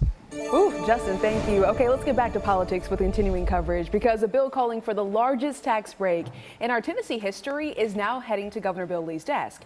The House and Senate found a compromise just yesterday, removing the property portion of the franchise tax. And we do have some more updates because this particular tax generates about $400 million per year. The bill also allows businesses to get rebates dating back to 3 years to the tune of, get this, about $1.7 billion. And of course, not everyone is happy about this. They really are. Listen. Now, the governor called this transparency provision unprecedented. I will tell you what's unprecedented. Codifying a $1.75 billion handout and using a false legal argument to justify it. 98% of the potential refund recipients will get less than $50,000. 62% less than $5,000. Okay, so some folks were asking the governor about his business. Governor Lee says he does not know how much his heating and air company is going to benefit because he puts his interest in a blind trust whenever he was elected. Ahead on Fox 17 News, it is running time in Music City, and the streets, boy, oh boy, are they going to be filled tomorrow morning. So we're going to talk about the road closures and how it could impact you, hopefully help you plan ahead. We're also going to talk about our economy. 30% off during our end of the month sale, going on now at all 3 Lazy Boy locations. This Fox 17 This Morning newscast is sponsored by Eurostone. Welcome back. 5:39 is the time, and happening this weekend, in case you didn't know it, go ahead and prepare. The St. Jude Rock and Roll Running Series is hitting the streets. That means thousands of runners, spectators, walkers are going to be in this area that we're showing you right here on the screen. Our Fox 17 News photojournalist Kevin Mumphrey is out there. This is going to be the starting point. The race starts on 8th and Broadway, and then it's going to wrap up over near Nissan Stadium. Earlier this week, we spoke with the race director because my big question, I'm going to be out there running, was where can people park? Typically people parked over at Nissan Stadium. That's not the case anymore though. So you're going to have to use one of the parking garages. So if you have some questions about that, we do have the information over on fox17.com. As for the runners, if you're waking up with us, they're going to have shuttles. So we do have that information for you as well. We do want to get on over to Greg with the forecast because, Greg, on Sunday, there's going to be a doggy dash. We're going to check in with you in a couple of minutes for that update. Let's talk about the economy, though. The U.S. economy cooling more than expected in the first quarter of the year. That's according to economists taking a closer look at the Commerce Department's reports. Gross domestic product increasing by 1.6% in the first quarter. That's the weakest pace of growth since the second quarter of 2022. Economic growth has slowed steadily over the past 12 months, and that is reportedly a good sign for possibly, maybe, lower interest rates, which, Greg, sounds pretty good to me. I mean, anything that is lower when it comes to the amount of money you owe someone else for something else you're buying, that's always good. Yeah, we like that. Taking a look here at the temperature. We're at 55 degrees in Nashville, warmer than yesterday morning, but boy, do we have the rain coming down in buckets right around the Nashville area, north, south, east, and west of town. It's a small little cell, but it is there, so keep that in mind. It might slow you down a little bit starting off your Friday morning, and make sure the kids have the umbrella going to the bus stop because you don't want to get poured on and then sit there in wet clothes in class all day long. Not fun. Lunchtime, though. By then, rain moves out. Forecast puts us to 72 degrees at 11, 76 degrees at noon, and then 79 at 1 p.m. Highs today are going to be in the 80s across the board. But our Metro Center camera still picking up some raindrops on the lens here this morning. Sun still a good half hour away from lifting, or actually I should say rising. Well, lifting, rising, it comes up. Taking a look here. Forecast does move the rain out of here by noon, and only one or two little pop-ups for the afternoon are possible toward the Cumberland Plateau. Most of us just end up with some sunshine and temps in the 80s. Steer clear traffic. The rain still pouring down there on I-40 and Smintz Lane. As you can see, traffic can move, but boy, they're having to fight through the rain. This is why you got to make sure your windshield wipers are in good shape for situations like this as you get out this morning. You can get by. There are minor accidents around town, but nothing causing huge slow-ups. Honestly, the rain is causing more problems than anything else as far as getting around. This is I-40 at Fessler's Lane. You can see where crews are continuing to work back here on the shoulder. Again, minor delays. All roads and lanes are open this morning, unlike what happened down in Rutherford County. We did have one crash overnight that shut down the entire interstate for around 3 hours, but even that has reopened this morning. It looks nasty out there. Justin, thank you. Coming up, the Preds getting their first home ice advantage of the playoffs. So much excitement. How to watch them go up against the Canucks tonight. And new rules for in life. Real answers are found in God's Word. Begin reading the Holy Bible today and visit a nearby Christian church this Sunday. All right, Preds fans, do you have your fan gear ready to go? Are you ready? Fang fingers out. Bridgestone Arena is going to be rocking tonight. The puck hitting the ice for Game 3 of the Nashville Predators playoff battle against the Vancouver Canucks. The Preds are returning to Smashville, and fans are going to get to meet the team with the playoff energy for the first home game of the series. Yeah, the Preds are coming off a 4-1 win Tuesday night that tied up the series 1-1. Canucks play the Preds 6:30. That's tonight again, okay? So if you didn't get tickets to get inside the arena, don't worry. The Preds playoff watch party is going to take place just a couple of blocks away. It's happening, and we're mapping it out over on Representative John Lewis Way, right between Music City Center and the Country Music Hall of Fame. Fans should go ahead and bring their chairs and their blankets, everything to get good and comfy. You're going to be able to buy the food and drinks on site, a full setup there. The Federal Communications Commission has restored net neutrality for internet service providers. And what does this mean? I'm going to tell you. The decision was a 3-2 vote, with Democratic members favoring it and Republican members, some of them, opposing it. Well, the new rules require internet providers to treat all internet traffic equally and restrict companies from slowing down certain sites or certain apps. The rules also prevent providers from reserving higher speeds for services that customers need to pay for, so it could impact us. The measure was first issued back in 2015, but was repealed by the FCC 2 years later. Let's talk about national headlines. It's an effort to make school meals healthier. There are new U.S. standards that are going to limit the amount of sugar and sodium in breakfasts and lunches served to nearly 30 million K through 12 students. Fox 17 News' Mandy Gaither taking a closer look at these new standards. For the first time in 14 years, the USDA is reforming school meal standards across the U.S. The changes will be implemented in phases over the next few years. Children will be eating healthier foods as a result, and we couldn't be more pleased.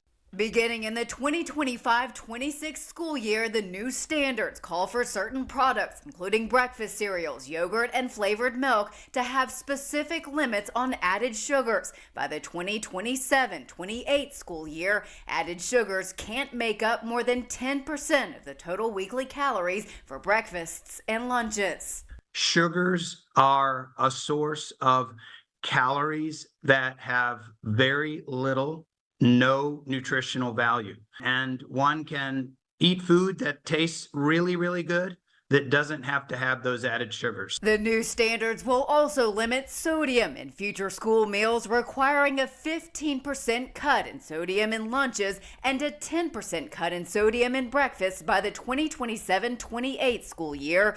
The American Heart Association says the new standards are a step in the right direction. We feel like this is a path, not the destination. There's a little bit more that can be done on added sugars and lowering salt. For Health Minute, I'm Mandy Gaither. Mandy, thank you. Hey, take a look at this. 2 Hyraxes enjoy the sun over in California at the zoo. Now, I'm not sure what a Hyrax is, but just look at this. Okay. The Oakland Zoo sharing a snap of the Hyraxes living their best life. The cute, well, they look like baked potatoes, some say. They were captured on video just chilling on the warm rocks in the California sun. They're also called rock rabbits. Yeah, they're native to Africa, also the Middle East. Although these Hyraxes, some say, look like rodents, their closest relatives are actually manatees and Greg elephants. What? Do you think that looks like a potato? A potato? Some people say that. Fair enough. Okay, well, listen. I've never seen a Hyrax before in my life. Me either, quite honestly. But we talk about the Saturday forecast with all the runners and the walkers for the St. Jude Rock and Roll Marathon. But then Sunday, they have the Doggy Dash. They also have a 1-miler for a lot of children who are going to participate. So is the weather going to cooperate on Sunday too? It'll be warm, but there's not going to be rain. Just know that each afternoon is going to be in the 80s. So just prepare with the sunscreen, have the water bottles ready to go, especially for the 4-legged friends too, because they can't tell you when they're thirsty. Correct. So make sure we have the water. But other than that, no rain. I mean, 2 fantastic days in a row. The morning hours are in the 60s. The afternoons will be in the 80s. So pretty much carefree. Just stay hydrated and just have some sunglasses and the sunscreen. You'll be fine. Now, taking a look here, we've got what I'm calling pockets of decent rainfall that are flaring up and dying down. The yellow areas here. So the ones I've got circled for you are the areas we're watching where you see that rain pop up. It gets heavier for a minute or two, and then it goes back to green. And then it flares back up to yellow. That's what we've been seeing here east of I-65. Nashville on west, we've been seeing some areas that have been a little bit heavier where some reds and some oranges are kicking in. This is just straight up rain. We're not talking about thunderstorms, but it is heavy in some areas to kick off this morning. Donaldson area is seeing a little break for right now, but that's going to pick up very quickly. And now we're talking about the most substantial rainfall beginning to cut across I-24 north and west of town. Think Jolton all the way up through Pleasant View, and then you get continuing toward the Kentucky state line. Again, not thunder or lightning, but it's going to slow you down. Springfield, about 10 minutes from now, you're going to work into it. So what does this mean for the weather's impact on traffic? We're going to continue with the scattered rain showers throughout this morning drive. Heavy at times, limiting visibility. Caution, caution, caution. The afternoon looking way better. Right side of your screen, you are in the 50s. We will end today in the 80s with increasing sunshine. Steer clear traffic this morning takes us out to I-24. This is at Harding Place. As you make that drive in from the south and east side there, you can see traffic getting along despite the fact there is some heavy rain pouring in there from the Antioch area. So heads up. We're also dealing with a slowdown at I-40 at Spence Lane. Good news is the rain has lightened up quite a bit from where we were earlier this morning in that area. So that is fantastic news. We'll continue to follow things. We've just picked up a new crash on Vietnam Vets. We're going to take you there in Sumter County coming up in a few. Justin, thank you. Just ahead here on Fox 17 News this Friday morning, the wild journey of a missing cat and how she was luckily found. And changes could be coming to Southwest Airlines as they're seating Microsoft laptop for mom. Plus, get up to 36 months free financing. Electronic Express. We make it happen.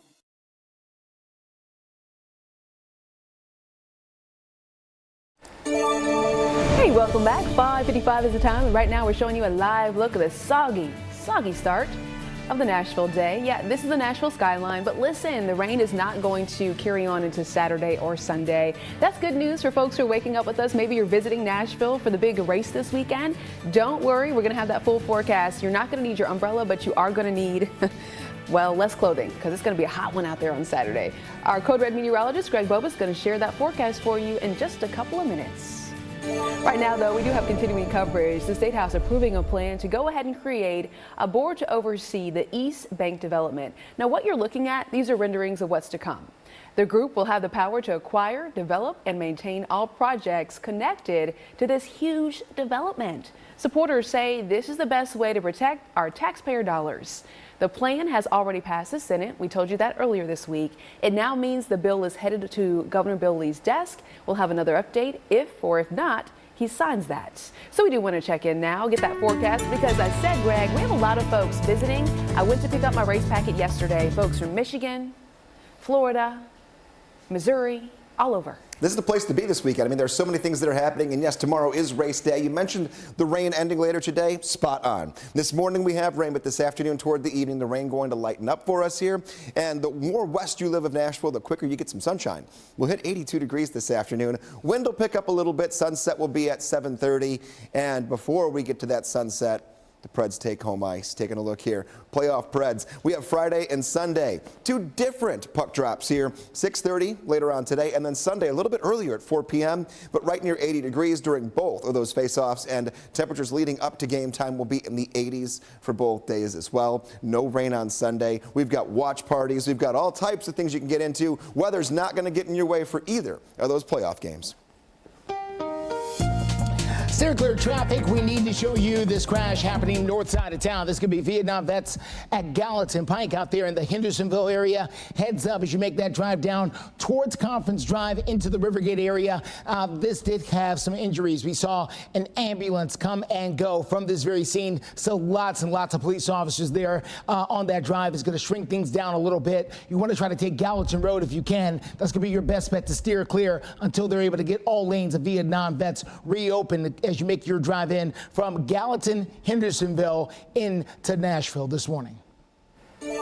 Sometimes cats get themselves into tough situations. Well, a missing cat had its owners pretty frantic. Hundreds of miles away, some shipping employees, they helped though to make a happy ending. We're going to tell you about Carrie Clark, who said her family's indoor cat Galena mysteriously went missing back on April 10th.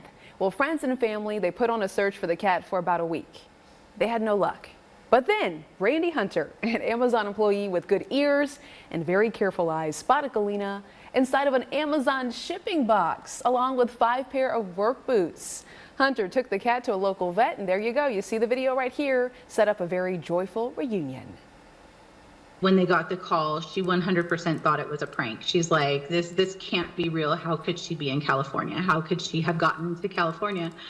And so it wasn't until the vet handed me the phone and let me explain it to her that she finally believed it. And, you know, as soon as I explained to her how she came to us and what box she was in, they immediately broke down. You could hear them crying.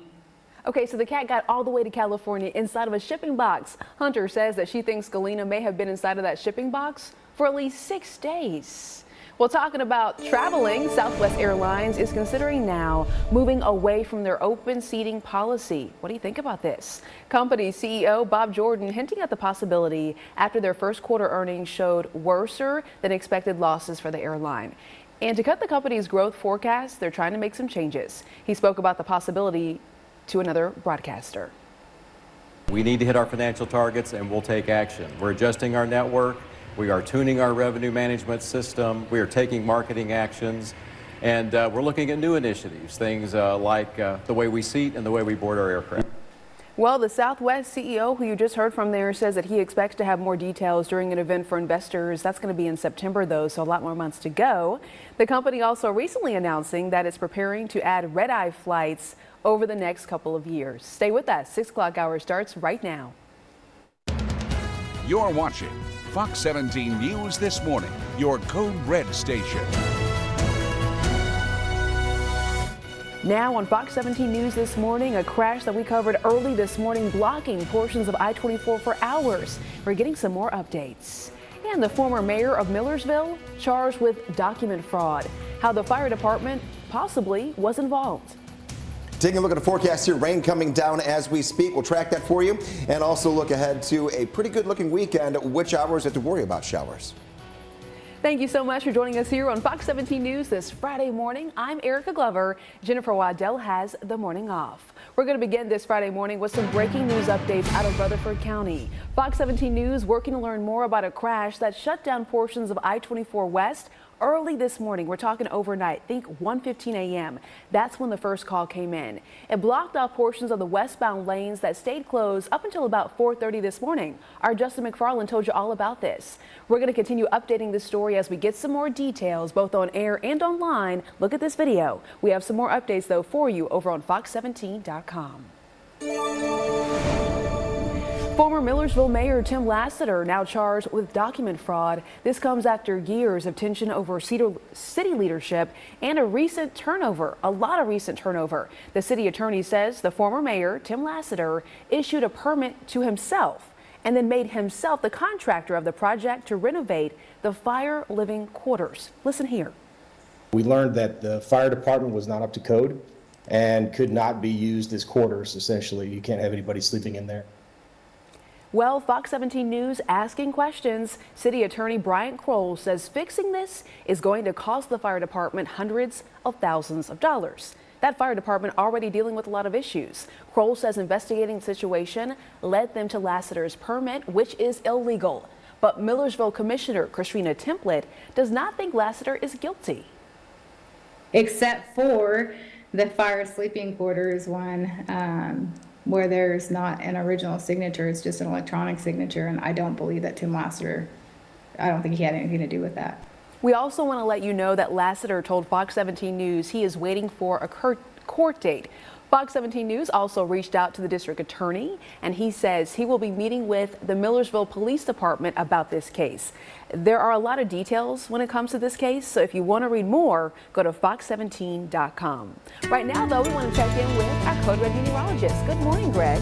Good morning. Not great for everyone, but it'll be okay by the end of the day. Taking a look right now, depending upon where you're at, you're seeing absolutely nothing. You're waking up in the 50s, or you're getting some deluges of some decent rainfall here coming down this morning. Taking a look at a few of the spots that we have not really honed in on this morning because not much has been going on.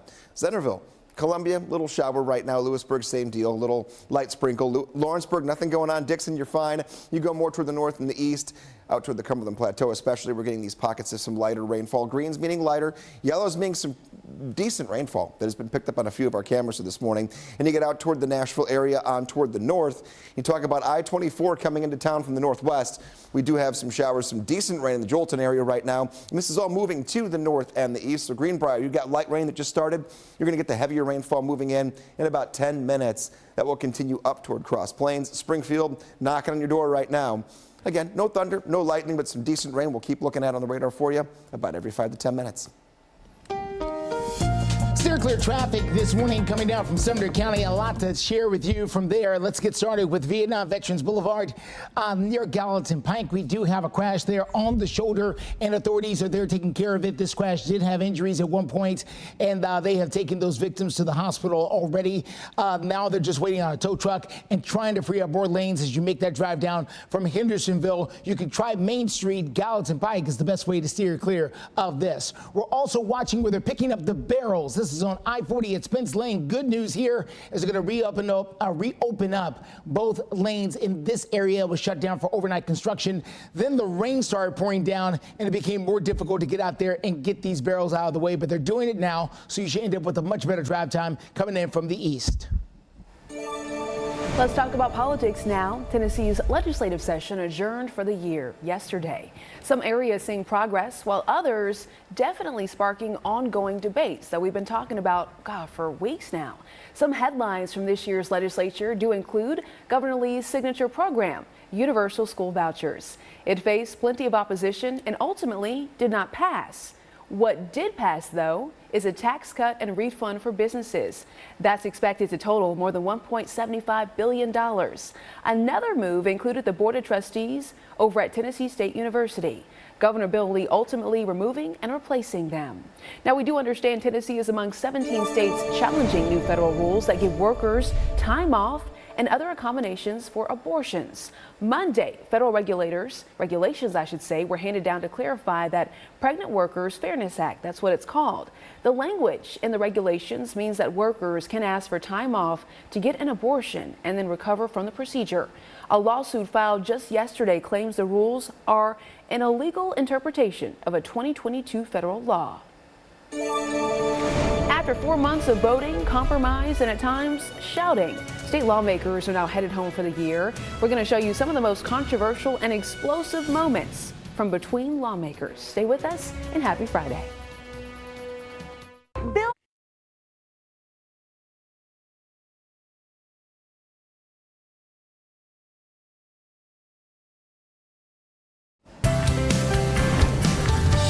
6:08 is the time. The legislative session is now over. Members of the Tennessee House and the Senate have gone home. They've adjourned for the year. But this year brought some really explosive moments. Now, keep in mind, the House and the Senate, they only meet 4 months out of the year. That's it. January, February, March, April. But in those months, they try to get a lot done, and at times the passion comes pouring over.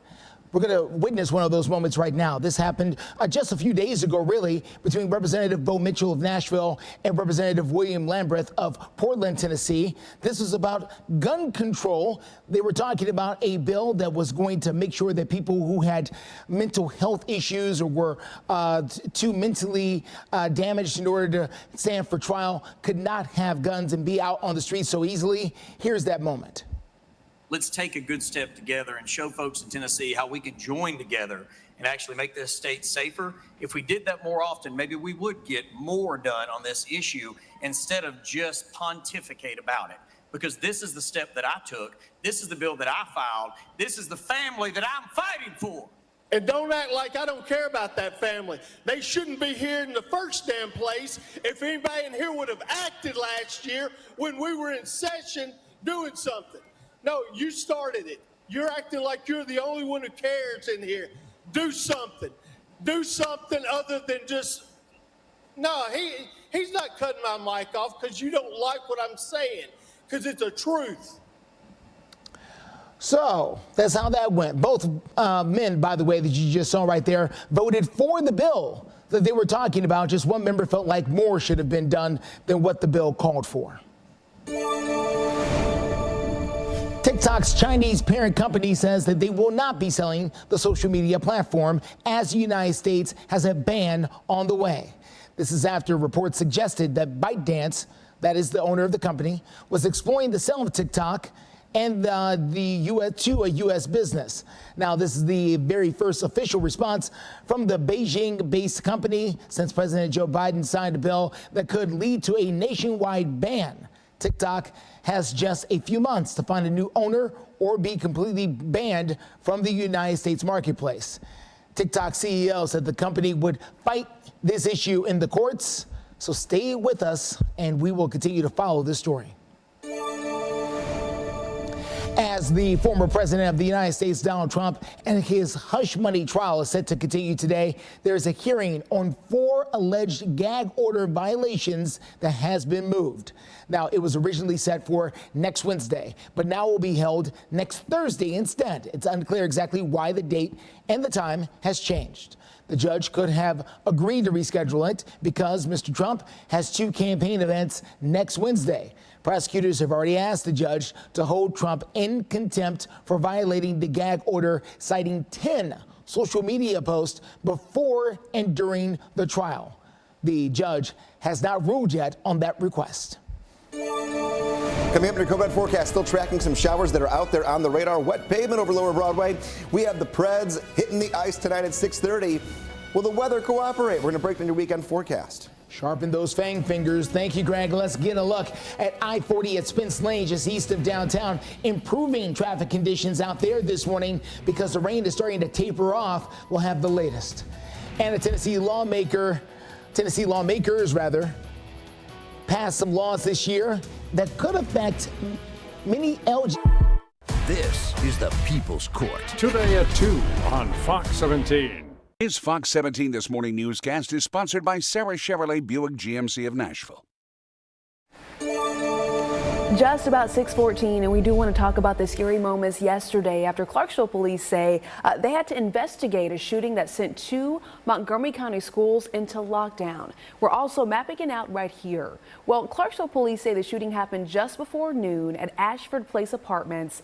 That's located over on Memorial Drive, and it's near Clarksville High School and also Richview Middle School. They both had to go into lockdown status. Witnesses telling police that whoever is responsible drove away in a Jeep, and thankfully no one was hurt. But they are asking anyone who might have some information to go ahead and call Clarksville police. Well, before wrapping up legislative session, our Tennessee lawmakers, they also discussed LGBTQ laws. State lawmakers passing a bill punishing adults who help children get gender-affirming care without parental permission. This does include, according to lawmakers, helping a child travel to another state or helping them track down information on services. Supporters say it's all about keeping children from making life-altering decisions. This also, though, does include a law requiring public school employees to tell parents if their child is transgender. Foster parents, though, can also opt out to not take a child who's LGBTQ. The Human Rights Campaign says Tennessee passed more anti-LGBTQ laws than any other state since 2015. Well, happening this weekend, thousands of runners are in Music City for the St. Jude Rock and Roll Marathon. Right now, though, our Fox 17 photojournalist Kevin Mumphrey is out at the scene. And when I say scene, I believe this is the spot. I know this is the spot where the race is going to get started. Now, this running series truly kicked off Thursday with packet pickup over at the Music City Center. The expo over there is free and open to the public. As for Saturday's race, yes, it is going to begin at 8th and Broadway and then wrap up over at Nissan Stadium. 25 bands are set to perform along the race routes. If you're not going to be running or walking, maybe you just want to get out there and cheer everyone on, you can do so while enjoying the live music. But we do want to make sure you're mindful of the no parking signs that are going to be set up along the marathon routes. Okay, listen to us. Do not park there because you could get towed. That's definitely not a situation that you want. We do have all the details regarding the road closures, though, over on fox17.com. So when it comes to the forecast, Greg, we also spoke with the race director earlier this week, and I asked her, hey, in years past, when it's as hot as it's going to be tomorrow, they've had folks out there with water hoses just spraying people down. They're going to have that this weekend. Good. So heat not an issue unless you get toward the afternoon. I will say the first 2-3 hours, about 7 o'clock through 10, things will look really nice, but then the heat does pick up. 70s go into the 80s as we get closer to noontime. So knowing that we have the hydration stations and getting the hoses out there, it's going to be real helpful in those later miles here of the marathon tomorrow. No rain. We've got it right now, though. Taking a look top of the radar. Not necessarily the best start for a lot of us here. It's quickly moving, though. This will be out of here in the next 4 or 5 hours. Most of us here west of 65 and south. Not much more than a sprinkle for the rest of the day. You're looking real good. Out here toward the Cumberland Plateau, this has been the case all morning long. Last 3-4 hours, you've had some steady rainfall that has moved in. You get the little pockets of yellow mixed in with the green, the yellow being a little bit heavier rainfall, and then oranges and reds indicating the heaviest rainfall we have on the map. So areas just north of Old Hickory out toward Hendersonville, Greenbrier, Springfield, moving toward the north and the east, moving away from Jolton toward White House here in the next 10 minutes. Cross Plains, Orlinda as well. This is going to move in, and it'll be out of here in probably a good 30-45 minutes. Not much to worry about. Weather story, just morning showers. Not afternoon, not evening. Many days in a row that'll be up, if not hitting the 80-degree mark, going above the 80-degree mark all 7 days in the forecast. A little bit of wind here, though. Keep that in mind. Some bad hair days for your Friday, Saturday, and Sunday, thanks to wind gusts up near 25 miles per hour. Look at those 80s. 82 this afternoon, 84 tomorrow, 85 degrees on Sunday. And right now, right side of your screen, current temperatures are in the 50s to right near 60. A warm start for your Friday. Steer clear traffic. Let's get you out to Vietnam Veterans Boulevard here at Gallatin Pike. That's where we continue to battle a crash as you make that drive down from the Antioch area from Sumner County. Tow truck looks like it's starting to pull into place now, so hopefully that will go a long way to providing some relief for these folks out here. As you can see, police officers maneuvering around, trying to give that tow truck some room to get in there and do their jobs. Overall drive times coming down from Hendersonville now getting into around 35 to 40 minutes, so give yourself extra time. Other than that, we're doing pretty good out there with steer clear traffic. We'll continue to follow things live and local through 9. Justin, thank you. Reactions pouring in after the New York Court of Appeals overturned the 2020 rape conviction of Harvey Weinstein. Weinstein's lawyer, though, applauding this ruling. Listen. From the bottom of our hearts, from our collective hundreds of years of experience, we knew that Harvey Weinstein did not get a fair trial. The downfall of the disgraced movie mogul was a symbol of the hashtag #MeToo era. The founder of the Me Too movement called the ruling devastating, but also emphasized it does not change the impact of the women who came forward. Because these brave women, in this case, broke their silence, millions and millions and millions of others found the strength to come forward and do the same. That will always be the victory. Well, the court found the trial judge unfairly allowed women to testify against Weinstein about allegations that reportedly were not part of the case. The Manhattan District Attorney's Office said it does plan to retry the case, though. 72-year-old Weinstein is not expected to go free. That's because he was also convicted of rape and sexual assault in Los Angeles in 2022 and then sentenced to 16 years in jail. We're following international headlines because U.S. troops have officially started construction of a new pier right off the coast of Gaza. And it's meant to allow for more humanitarian aid to go ahead and get in. But there are concerns about security, along with how and when aid will actually be delivered. There are crews that worry about workers on the pier and how they could potentially get caught in the crossfire. The U.S. says food, medicine, and other essentials need to make it into the hands of starving Palestinians. We're aware of the significant interest in this important effort and will provide much more information in the very near future as we work alongside the international community to rush aid to the people of Gaza. Well, the construction does come as Israel faces international criticism over how slowly the aid is trickling in. Back here at home, though, we're going to talk about what's happening in Franklin. They're going to get the party started this weekend for the 40th Main Street Festival. Our Fox 17 News team, some of us are going to be out there. What you need to know in order to attend. And a Rutherford County teacher, we do understand, is facing some serious allegations about stalking. We're going to tell you, though, why she is still in the classroom. We also want to let you know, thank you. Saying thank you for waking up with Fox 17 News this Friday morning. We're your only local station with traffic updates and weather live from 4 all the way up until 9. Happy Friday.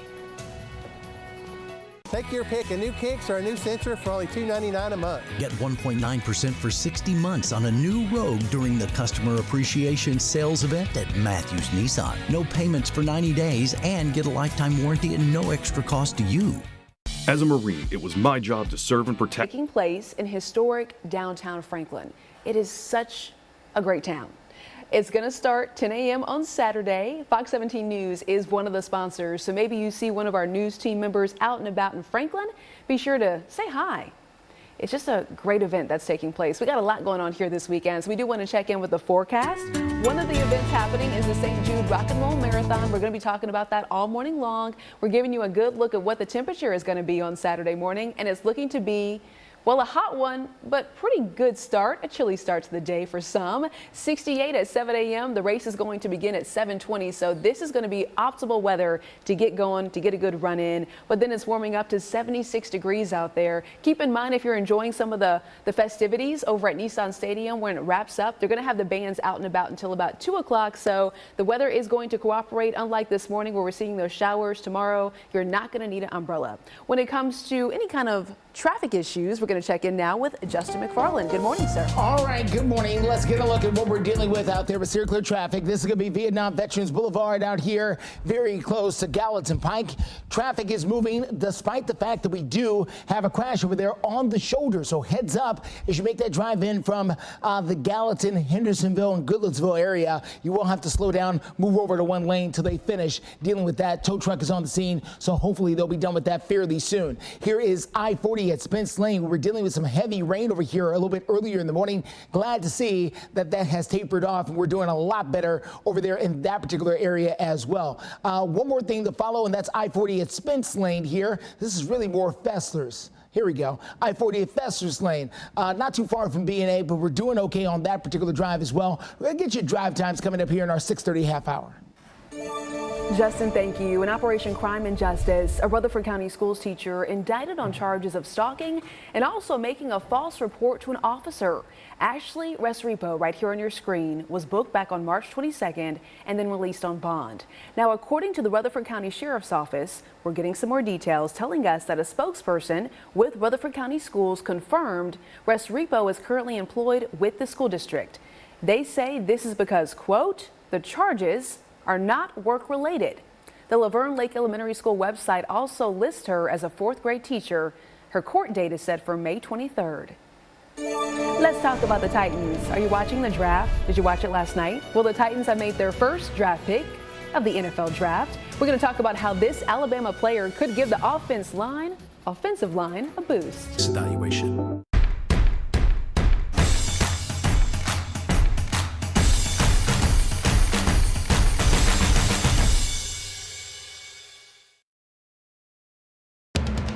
You're watching Fox 17 News This Morning, your Code Red station.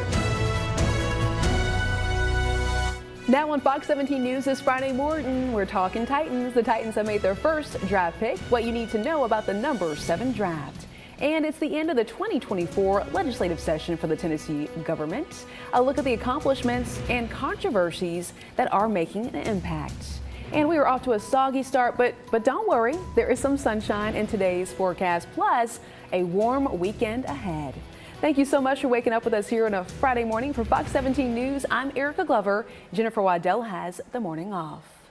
We do want to get started talking about politics. Tennessee's legislative session has adjourned for the year, with some areas seeing progress and then others sparking some fierce political debates. A few major moves include passing Jillian's Law after the shooting death of Belmont student Julian Ludwig. Also, raises for teachers, a big issue, and a big initiative that has caused some major controversy this week, allowing teachers to carry guns in the classroom. Our Fox 17 News reporter Karen Aguilar has the story. Tennessee parents are questioning whether the answer to school shootings is arming teachers. Some lawmakers feel that the bill would make schools safer, while others don't believe that. Yesterday, here behind me at the Capitol, there was yet another demonstration against the bill. A group of people held signs and yelled, "Vote them out," as legislators went to recess. The bill passed by an overwhelming majority in the House earlier this week. It follows several other states that had the same kind of legislation. Those for it say it will help schools, especially in rural areas without SROs. It may take 15 to 20 minutes before an officer could even arrive on the scene, much less assess what the situation is and be able to go in. Covenant mother Melissa Alexander doesn't think the reasoning of passing the bill is enough to really protect students and says it's unnecessary. We don't believe that should involve a handgun, let alone a concealed weapon that is tiny and would not really be able to go up against an assault style weapon. The governor has about a week or so to veto the bill, and if nothing happens, then it becomes law. Reporting live in front of the Capitol, Karen Aguilar, Fox 17 News, your Code Red station. All right, you hear the music. Let's talk about the Titans. The Titans' biggest area of need going into the draft last night was the offensive line, and they addressed that right away by selecting Alabama tackle J.C. Latham with the 7th overall pick. And listen, Latham was the second offensive tackle drafted in the top 7 picks. Notre Dame's Joe Alt selected 5th by the LA Chargers. Titans general manager said they had a feeling the Chargers would take Alt, which then led them to Latham. The former Crimson Tide star player in 41 games over the past 3 seasons, majority of those at right tackle, but will start at left tackle for the Two-Tone Blue. I started at left. I was recruited to Alabama as a left, and then I decided, Evan Neal, he was there, going to the Giants. And but before all that happened, he made the decision. He wanted to play left, and, he was a great tackle. So I just decided to go to right. I trained at right literally when I got to Alabama. I was never a right tackle. And so I know, just with hard work, dedication. That's quite the outfit. Did y'all see that? Listen, Titans are getting ready with their draft weekend, only getting started. The team is going to pick up again today for rounds 2 and 3. Rounds 4 through 7 are going to take place Saturday beginning at 11 a.m. So we got a long way to go, a lot of excitement, but we always want to know what you all think about this. So we do head on over to our social media accounts, our Fox Nashville X account. Here's the question on the screen. Take a look. Do you think the Tennessee Titans will have more wins this season than last? We certainly hope so. Right now, 53.0. So 53% of you all say yes. We're going to have some more wins. There's still plenty of time for you to go ahead and sound off by scanning the QR code right there on your screen. We're making it super easy for y'all to sound off. Let us know what you think. You're so passionate when it comes to talking about the Titans. Let's check in now with our Code Red meteorologist. Greg, what do you predict? Are we going to have some more wins? This is a very interesting season because there are so many brand new parts to this entire puzzle that it's just kind of, I think, too soon to tell. But at least I know we're trying to make some changes here, and change can be a good thing.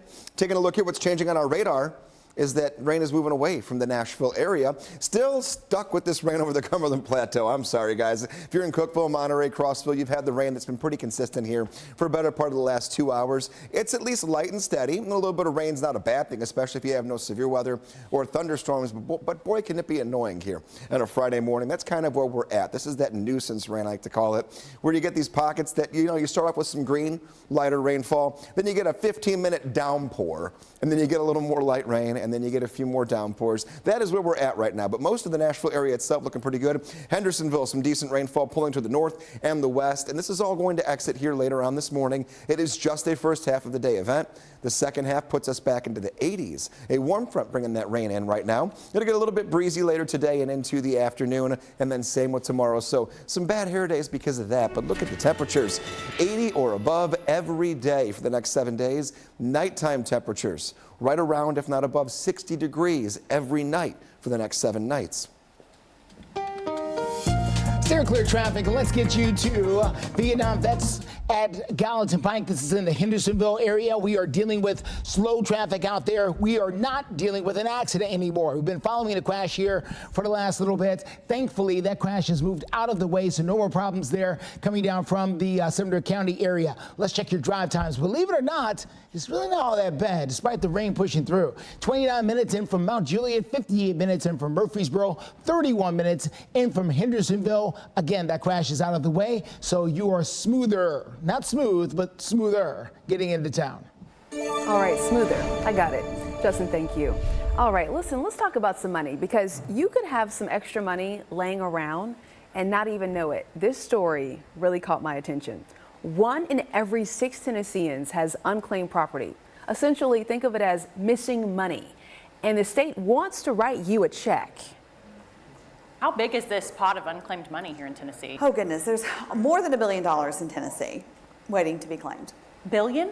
Billion with a B. Yeah, I even looked up how much money I'm owed. We're going to tell you how you can cash in. The story is tonight. Don't miss it on Fox 17 News at 9.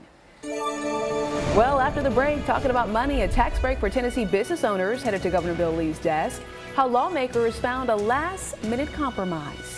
The Prime Minister of Haiti has left his position. We're going to talk about what's next for the country dealing with gang violence. And coming up on Fox 17 News this morning during our 7 o'clock hour, a closer look at violent criminals. Car.com. Find out how much your car's worth at We Buy Any Car. Know about flooding in advance. Download the free Fox 17 Code Red weather app.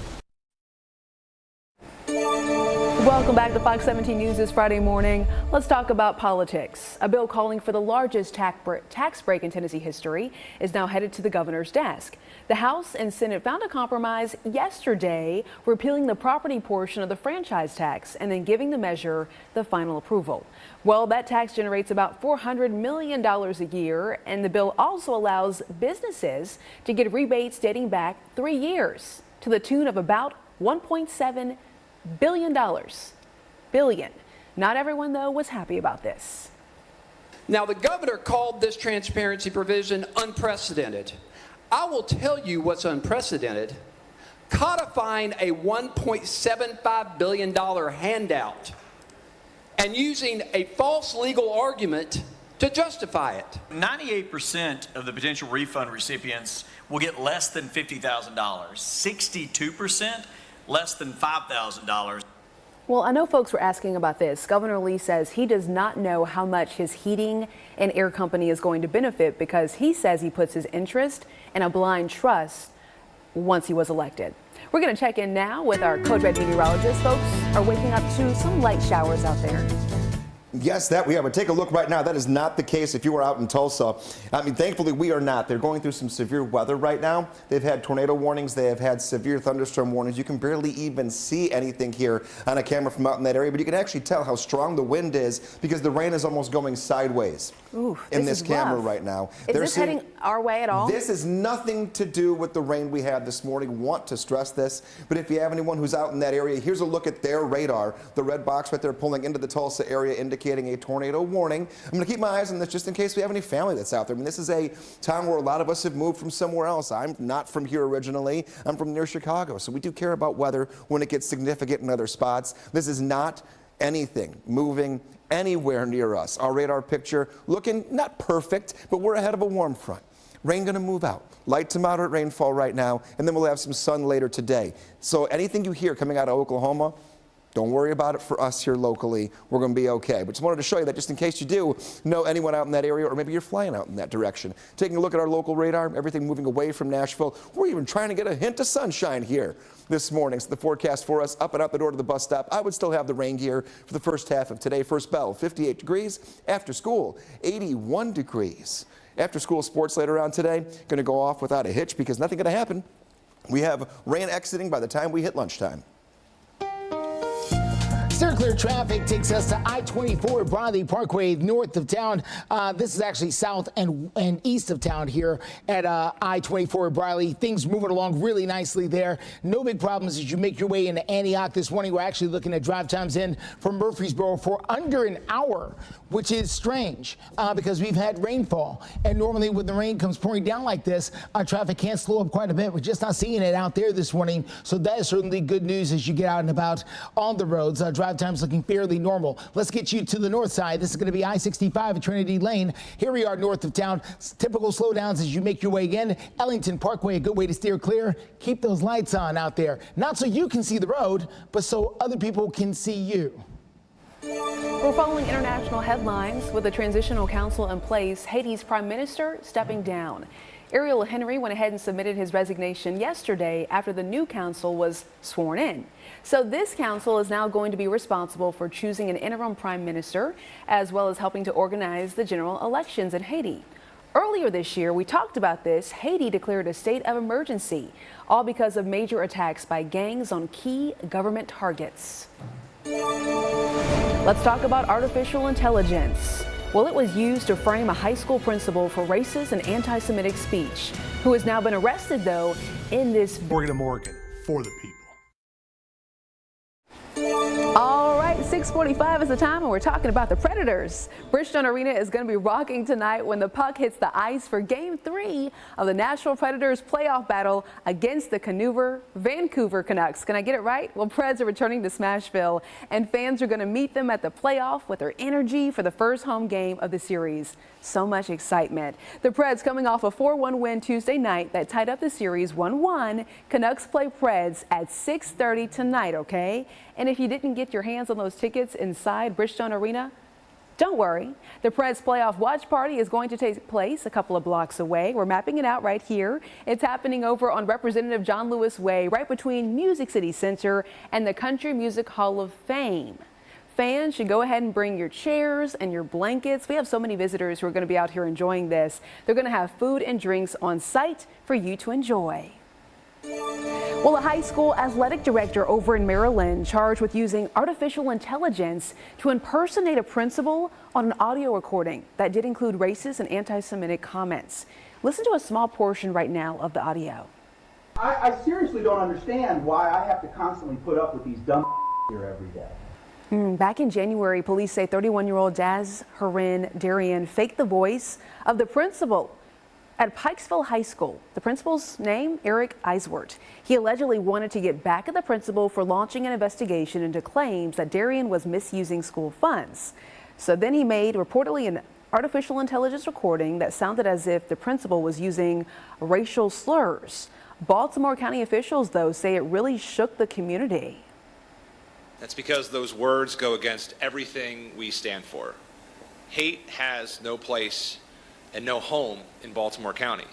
Okay, here's the update. Police arrested Darian yesterday over at the airport. He is now charged with theft, disrupting school activities, stalking, and also retaliating against a witness. A whole lot of charges there. Let's talk about your pets. America is running short on veterinarians, and that could lead to some problems for our pets. Fox News' Sunny Sai showing us the toll it can have and what one animal shelter believes could lessen this issue. It's common these days to schedule an appointment for your pet and need to wait weeks, if not months, for them to get seen. This applies to both general and urgent care.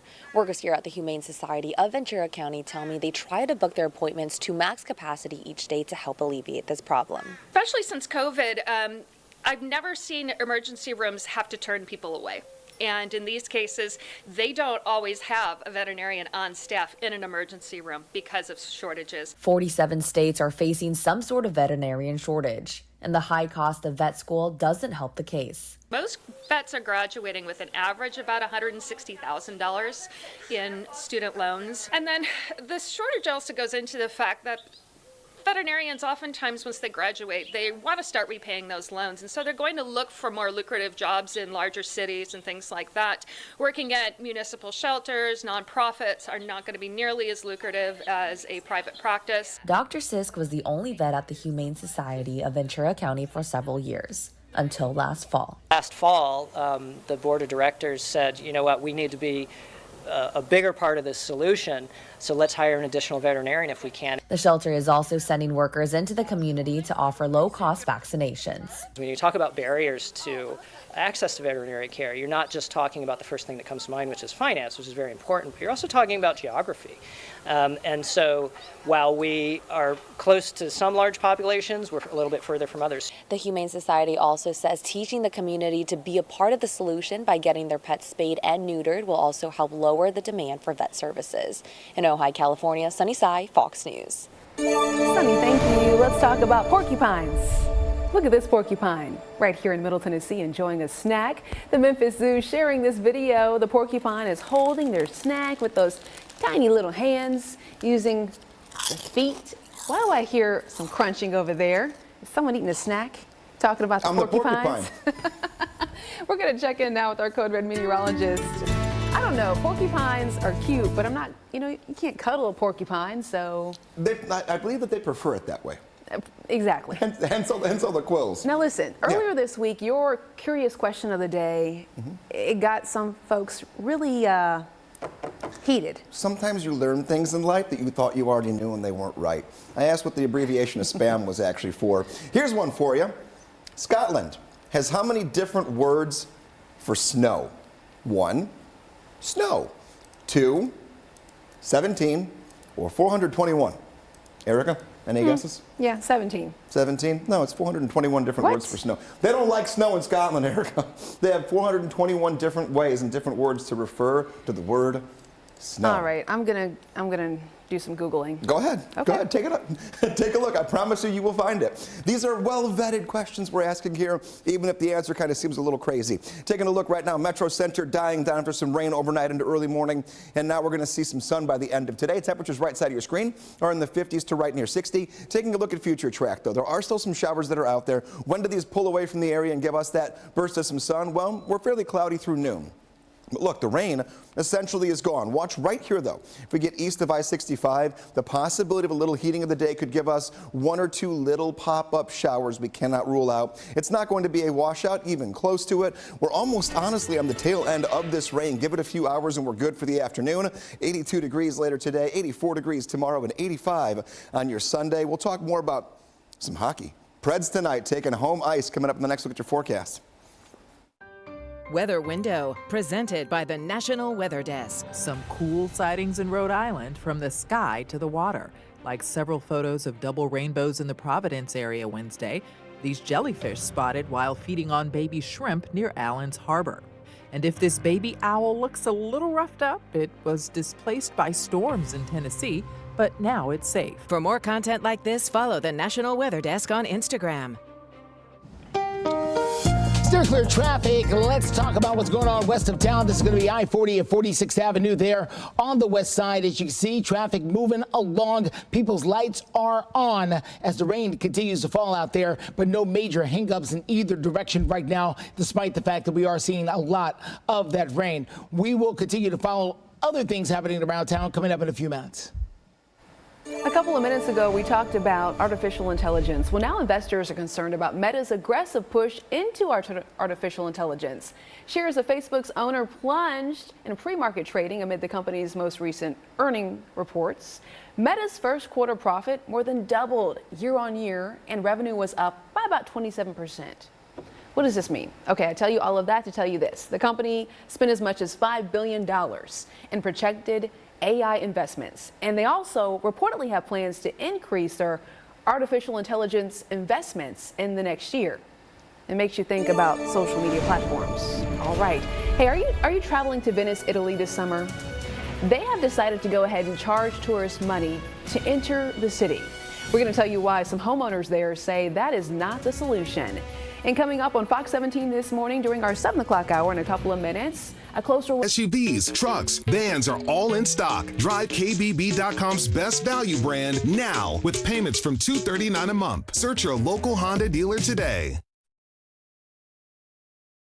Welcome back to Fox 17 News. This Friday morning, we're showing you a live look over at Metro Center. Now listen, it looks pretty gloomy outside, but Greg has assured us that we're going to have some increasing sunshine. We just have to wait till the end of the day. So yeah, the raindrops are falling this Friday morning, but stay positive. We're going to have that full forecast and 80s, the full weekend forecast for you in just a couple of minutes. Right now, though, for all the runners that are in town for the Rock and Roll Marathon, it is time to get your carbs on. I started yesterday, but today is National Pretzel Day. This food holiday was created back in 2003, and some businesses are offering deals to celebrate.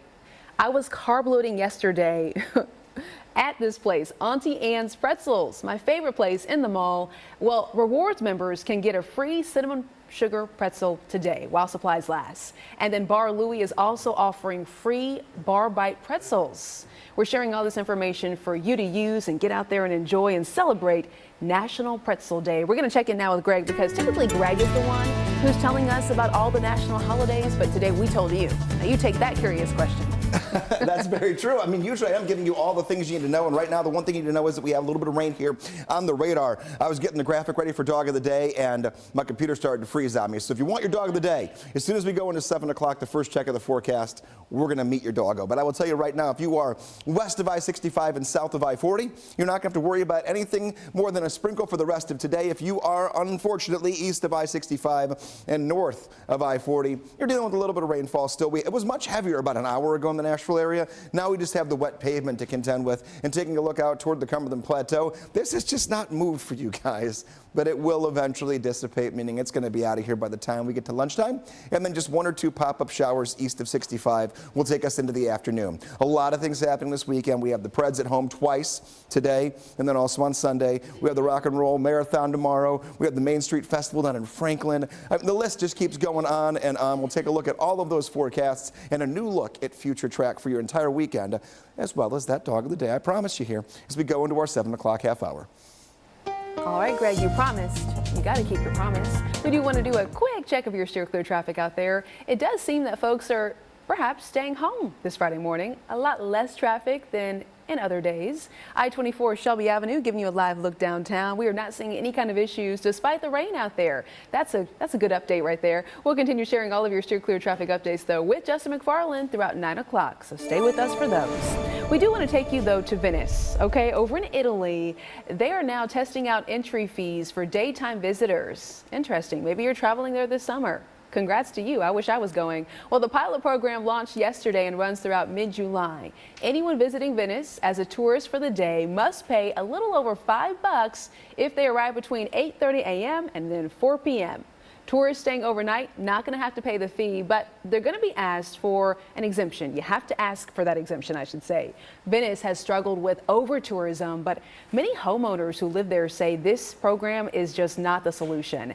They want instead officials to address housing and services and then limit the number of short-term rentals. Again, that is over in Venice, Italy.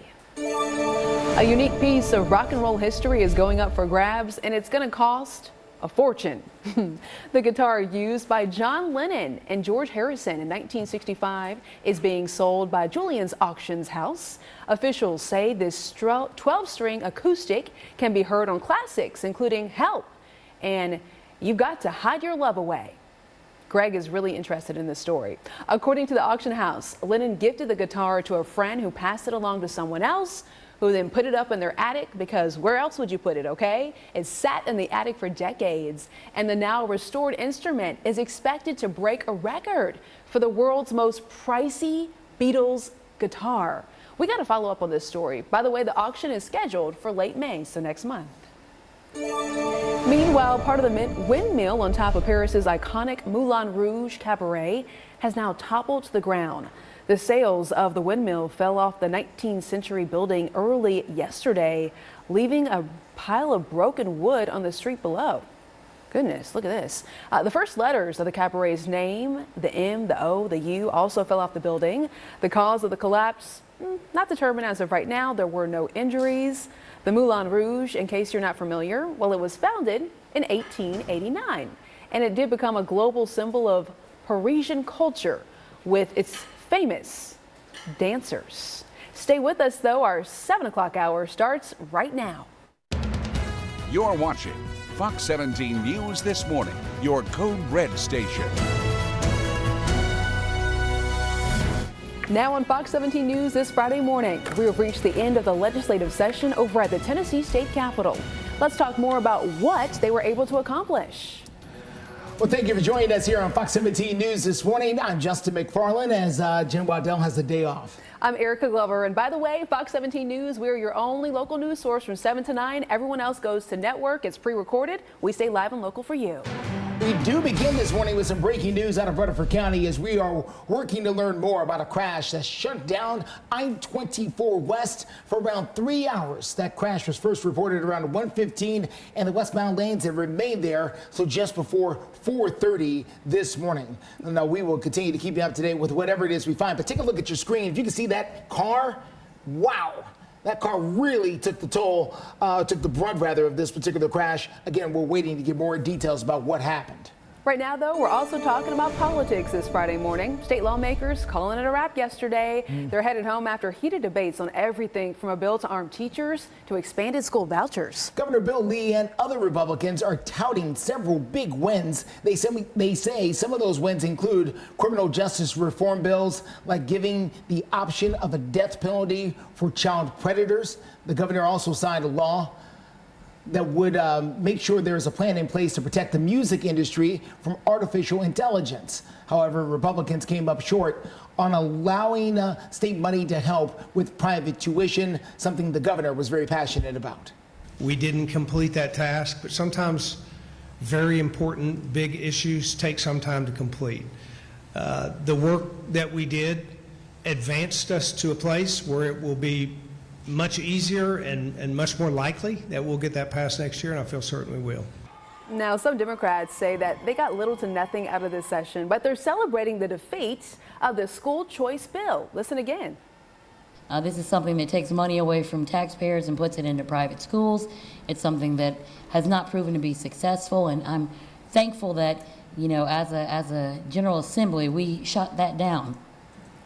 Democrats say a lot of teachers, as well as school districts and parents, were working against expanded vouchers. The governor has vowed to bring it up again next year. All right, it's Friday, which means we are set to have a very busy weekend, as normal here in Music City. Yes, we are. It's going to be the Music City St. Jude's Rock and Roll Music or Running Series. The running series is a mouthful this year, but it's not the marathon. It's a full running series, and you're going to see a lot of runners and walkers out there enjoying Music City. Even dogs. There's a doggy dash on Sunday. There's a doggy, of course. Oh, yeah. That's why it's like a series, not just a marathon. We talk about this because you're going to want to know this. When you wake up on Saturday morning and you see all the runners out there blocking your streets, don't be alarmed. Yeah. It's a St. Jude Rock and Roll Running Marathon.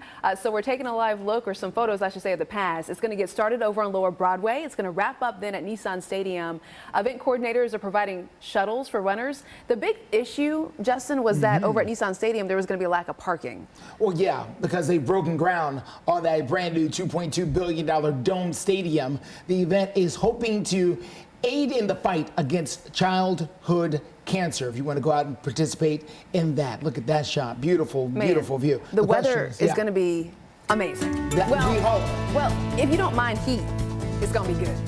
Yeah, I mean, here's the thing. It'll be hot during, I would say, late morning into early afternoon, but right when the marathon's kicking off for your Saturday, it'll be in the 60s to right near 70 degrees through about 9 o'clock. So at least the first few hours, not too abrasive, but yes, we will crank it up to the 80s by the afternoon. Right now, we're trying to get rid of this. We have a few showers that are still out there for us right now, everything moving away from the Nashville area, but a few more of these little flare-ups are possible through late morning. So I would say by the time we get to lunchtime, we wrap up when it comes to all of our rain. You can see it scooting closer and closer to the Gallatin area, Portland, moving its way toward the Kentucky state line. I would say it makes it into Franklin, Kentucky here in about the next 10 minutes. This will continue to track away, but there have been at times some decent downpours. Watch out for some standing water underwater in a few areas. And the Cumberland Plateau, I promise you'll be done too. You're thinking it's been raining for like 3 hours, Greg. What are you talking about? We're going to be done. You will. But take a look right here. Our dog of the day, we have Jack, sent in by Sherry. We'll take a look at your dog walking forecast and plan a lot of things happening here around town, not just the marathon coming up in your forecast.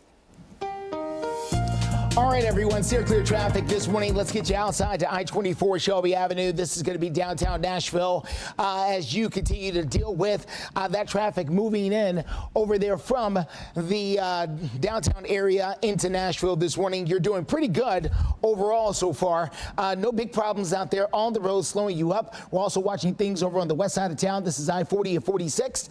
And from the nations out there this morning, from Bellevue, Kingston Springs, everybody doing okay despite the fact there is some rain, so make sure to give yourself extra space. Right now, we have continuing coverage from Millersville. Former Millersville Mayor Tim Lassiter now charged with document fraud. This comes after years of tension over city leadership and a lot of recent turnover. Now, the city attorney says that the former mayor issued a permit to himself and made himself the contractor of a project to renovate the fire living quarters there at the local fire department. We learned that the fire department was not up to code and could not be used as quarters, essentially. You can't have anybody sleeping in there. Who you just heard from there is City Attorney Brian Kroll, who says fixing this is going to cost the fire department hundreds of thousands of dollars. Kroll says investigating the situation led them to Lassiter's permit, which is illegal. But Millersville Commissioner Christina Templet does not think Lassiter is guilty. Except for the fire sleeping quarters one, where there's not an original signature, it's just an electronic signature, and I don't believe that Tim Lassiter, I don't think he had anything to do with that. Lassiter told Fox 17 that he is waiting for a court date at this point. Fox 17 News also reached out to the district attorney, and he says he will be meeting with the Millersville Police Department about this particular case. Well, after 4 months of voting, compromise, and at times downright shouting at each other, state lawmakers are headed home for the year. We're going to show you some of the explosive moments between lawmakers. A lot going on there. Plus, Tennessee.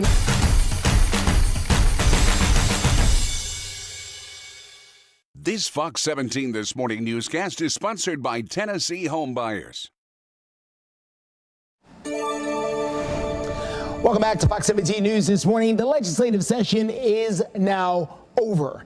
The Republicans and the Democrats there in the House and Senate for the state of Tennessee have decided to part ways after 4 months of long debates and policy changes and compromise and different ideas and protests and lobbyists. At times, though, things certainly got heated between lawmakers, and we're going to take you back to one of those episodes right now. There was a bill before the legislature that would make sure that masks could not be mandated in schools ever again across the state of Tennessee. Well, when one representative wanted to ask about exactly why that was necessary, the back and forth became very heated very quickly. If you don't believe that coverings prevent the spread of disease, why do people cover their mouth and nose when they sneeze? You're recognized. Thank you, Madam Chair. That's irrelevant to the bill. No, so it's not. Hey, don't interrupt me because I've been recognized. Hey, hold on. What are you talking to like that? You don't talk to me like that. Don't ever talk to me like that ever in your life again. So you come on, I don't know who you think you talk to. I'm a man, and you don't talk to men like that. We're going to take a recess. Don't ever forget. I apologize for that outburst. We're going to go back. We're going to go back into session, and I want to ask both of you gentlemen to please remember where you are and what we're trying to do here, and let's do not make this personal.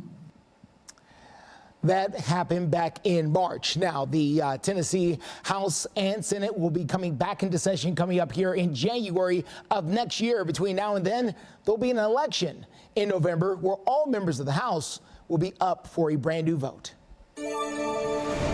Other political news this morning. Tennessee lawmakers, before they adjourned for the session, they did extend their record-setting string of what some critics are calling anti-LGBTQ laws. Now, state lawmakers pushed a bill punishing adults who help children get gender-affirming care without parental permission. Now, this includes helping a child to travel to another state or helping them track down information about services. Supporters say this is all about keeping children from making life-altering decisions.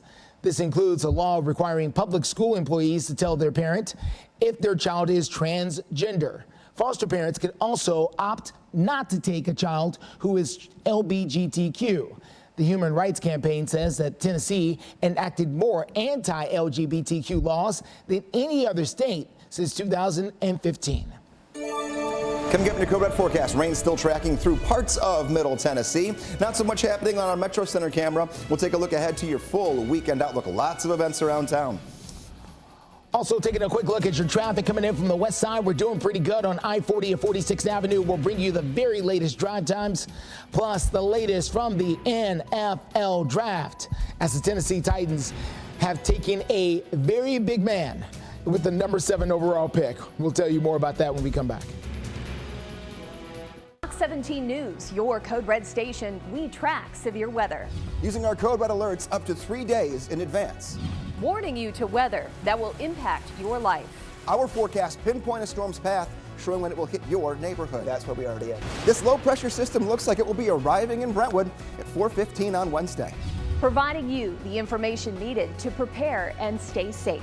Fox 17 News, your Code Red station. Alerts, empowers, protects. Fox 17 News, your Code Red station. We track severe weather. Using our Code Red alerts up to 3 days in advance. This low pressure system looks like it will be arriving in Brentwood at 4:15 on Wednesday. Providing you the information needed to prepare and stay safe. Fox 17 News, your Code Red station. Alerts, empowers, protects. You're watching Fox 17 WZTV Nashville.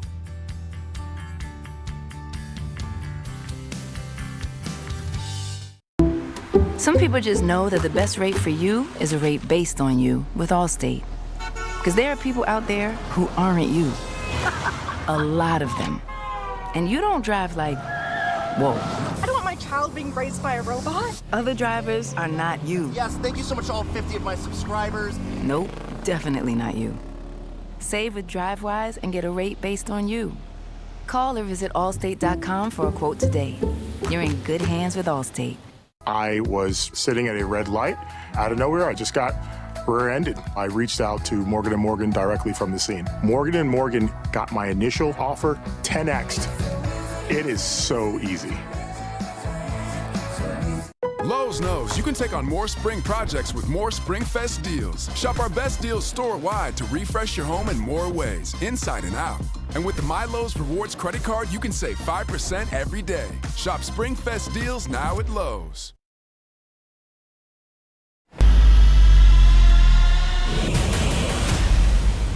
$7:15 is the time here on this Friday morning. Let's talk about the Titans. We knew that one of their biggest areas of concern going into the draft was offensive line, and boy, were they able to get that dealt with right away. They selected, with the 7th overall pick, an offensive tackle from Alabama. His name is J.C. Latham. Listen now, 6'5", 342 pounds with 11-inch hands.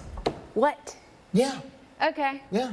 Latham was the second offensive tackle drafted in the top 7 picks, with Notre Dame's Joe Alt selected by 5th, I should say, by the LA Chargers. General manager Rand Carthon said they had a feeling Chargers would take Alt, which then led them to Latham.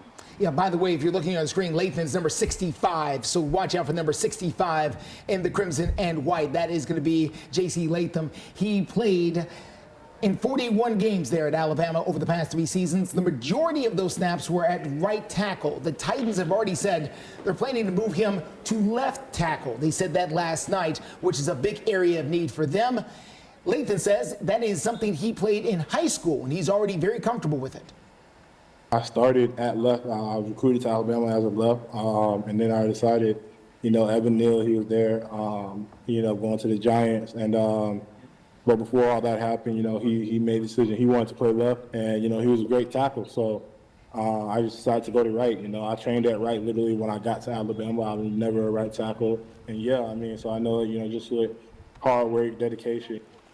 I think Erica was admiring the network. The drip. The neck, the drip there from the neck. The Titans are getting started with the draft. They just had one pick so far, but several more to go. The team will pick up again coming up here tonight with rounds 2 and 3. Then rounds 4 and 7 will be taking place on Saturday. That starts at 11 a.m. What about the other positions, though? Well, there's plenty.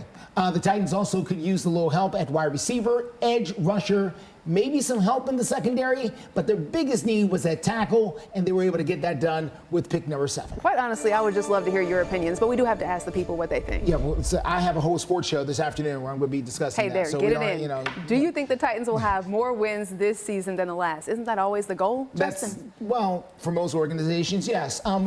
That's debatable as well sometimes. But 53% of you believe the Titans will win more games this year than last year. They won 6 games last year, so that's the over-under right there. 47% of you say no, you don't believe they're going to win that many games more next year than they did last year. So we'll see. If you want to chime in for that, you can scan that QR code right there on your screen. Open up your phone, open up that camera, scan the QR code. It'll take you directly to the poll. Or, of course, you can go to Twitter, X. You can find us at Fox Nashville. Now listen, we talked about football, but truly this weekend is all going to be about hockey in Music City. It's got a lot of different things. We got hockey, we got soccer, and we got arena football. And we got running. Yeah. And we got running. We got all kinds of things happening here. I've got forecasts for all of them dialed up. This time around, we'll talk Preds in a few moments. Yeah. Next half hour, we'll talk about Geodis Park. We have Nashville SC. There are so many things we're going to make sure you know everything about here between now and 9 o'clock this morning. Right now, I'm going to talk rain. That's the big thing this morning. This is the first little hurdle we have to get through. And then the next hurdle is there isn't one. After this rain this morning, we're good for the rest of this weekend. Some cloud cover through noon, rain gets out, and then just brings in a little bit of sun, especially to the west here a little bit earlier in the day. 1 or 2 pop-up showers can't be ruled out as we go into the late afternoon hours, but nothing to worry about. Right side of your screen, current temperatures are there for you. We're going to be in the 80s later on this afternoon. Taking a look going forward, though. Past tomorrow, past Sunday, nothing to worry about until Monday. So out the door this morning, fairly overcast. We do have those showers that are out there. 58 degrees at 8 a.m. goes to 67 by 10 a.m. After school sports. A lot of district baseball. We've got a whole lot of things happening here rounding out the school year. 81 degrees at 5 p.m., 74 at 9 o'clock. Clouds will be on the increase a little bit later after sunset. But we'll get that little burst there. And now let's talk Preds with the 2 games. Friday. Puck drop today, 6:30. Puck drop at 4 o'clock on Sunday. Dry, mostly cloudy on the Friday side of things, but mostly sunny on Sunday at 83. Everything around Bridgestone should be A-OK to go. Steer clear traffic on your Friday morning. Let's go to I-40 at White Bridge Road over in West Nashville. Things along there moving along really fine. They really are as you make that drive in from the Bellevue area, from Kingston Springs, from places like that. Fairview looking really, really nice so far. No big problems. Let's check in on your drive times. We are in the yellow on most of these locations because of the overnight rain. 39 minutes in from Mount Juliet. Just over an hour in from Murfreesboro. 33 minutes in from Hendersonville. Well, here at Fox 17 News, we would like to help you make money because you could have money laying out there on the table ready for you and not even know about it. How scary is that? 1 in every 6 Tennesseans has unclaimed property. They're calling that essentially money that is just sitting out there, and the state does want to write you a check. How big is this pot of unclaimed money here in Tennessee? Oh goodness, there's more than $1 billion in Tennessee waiting to be claimed. Billion? Billion with a B. Mm-hmm. Billion. Wow. We're going to tell you how you can cash in. Do not miss this story. It's tonight on Fox 17 News at 9. Well, coming up, former President Donald Trump has a hush money trial that continues on today. We're going to tell you what's expected from the New York City courtroom. And at 7:20, Fox 17 News showing you a live look over there on Lower Broadway. So much happening at Bridgestone. The Preds playing tonight. We're going to talk about where you can sit. Hurry in for the best selection. If you've been thinking about buying a new mattress, now is the time. During the massive mattress closeout, only at Sleep Outfitters. Welcome back. 7:23 is the time, and Fox 17 News, of course, following all the breaking news, including how former President Donald Trump's criminal hush money trial is continuing this morning. Now, Trump and his legal team are expected to question the prosecution's witness, David Pecker. Pecker, if you don't know this, is the former publisher of the National Enquirer. Pecker has previously testified, though, that he volunteered to publish positive stories about Donald Trump and the negative stories about his opponents. Trump has pleaded not guilty to 34 felony counts of falsifying business records. We do want to check in now with our Code Red meteorologist, Greg Bobus, who told me because the weather is going to be so good, he's going to cheer on some runners. Yeah, thinking about making some signs later on today, just getting out there and supporting. I'm not a big runner, but I absolutely have the utmost respect for everyone who's been training for this, because I know personally that I'd never be able to accomplish it. So you might see me out there with a sign tomorrow, rooting you on here. And look at the forecast. It could not be better to start off the marathon. 68 degrees at 7 o'clock, 72 downtown at 9 a.m., and 76 degrees at 11. I will tell you, though, maybe you're doing the full and it takes you a little longer to get toward that late morning, early afternoon. We're going to eclipse the 80-degree mark right around noon. Have that in the back of your mind here. Use the watering stations. Make sure we're not wearing all the heavy clothing. If you're in town and you've been training in areas like the Midwest, the Northeast, where it's been colder, we're talking 80s for the afternoon tomorrow. Same down in Franklin for the Main Street Festival, 84 on Saturday, 85 on Sunday. Breezy for both days, but also dry. Steer clear traffic takes us out to Franklin this morning. Let's get you to I-65 there at Boers Lane in the Franklin area. You can see for yourself traffic moving along really nicely there in both directions. Light traffic out there in Williamson County this morning compared to what we normally could see on a Friday morning. So that's good to see right now. We are accident-free. I'm going to go ahead and say that. Accident-free out there in the interstates. If something does hold you up, we'll be sure to let you know. Well, happening this weekend, the 24th annual St. Jude Rock and Roll Running Series is getting started here in Music City. It's a run for a great cause, the fight against childhood cancer. Fox 17 News' Karen Aguilar is telling us what we can expect from the marathon and the other events happening around the marathon this weekend. Well, tomorrow, when you'll be waking up, you'll be seeing the streets flooded with runners. As you mentioned, it is for a good cause to fight childhood cancer. And I'm here with Erica Larson. She's a race director, and she tells us a little bit more about what we're expecting to see. Yeah, absolutely. So today is day 2 of our Health and Fitness Expo at Music City Center. So that's where runners come, get their bib, their t-shirt, all their gear, get ready for tomorrow.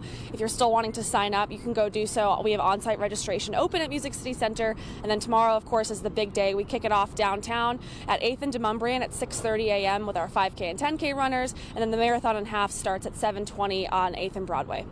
Okay, and what about some of the road closures and things that people are going to be having to be concerned about? Yeah, absolutely. So those are all on our website, runrockandroll.com/Nashville. I also recommend downloading Waze because that will navigate you around our road closures. They're uploaded in there. And just make sure you're aware of what's going on. Take a look at the route. If you're impacted by it, we did send out community mailers to everyone along the route to make sure that they're aware. But definitely plan ahead if you need to get around tomorrow morning. Okay, last question. What does the mission of this running series mean to you? Yeah, I think having St. Jude as our charity partner is incredibly special. They're aiming to raise $1.2 million at this race alone this year, and they're on track to exceed that.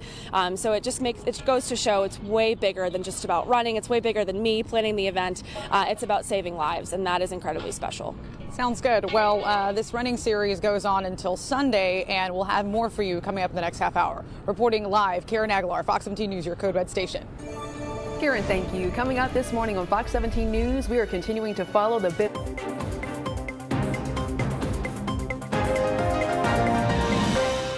Receive storm alerts. Download the Fox 17 News Code Red weather app.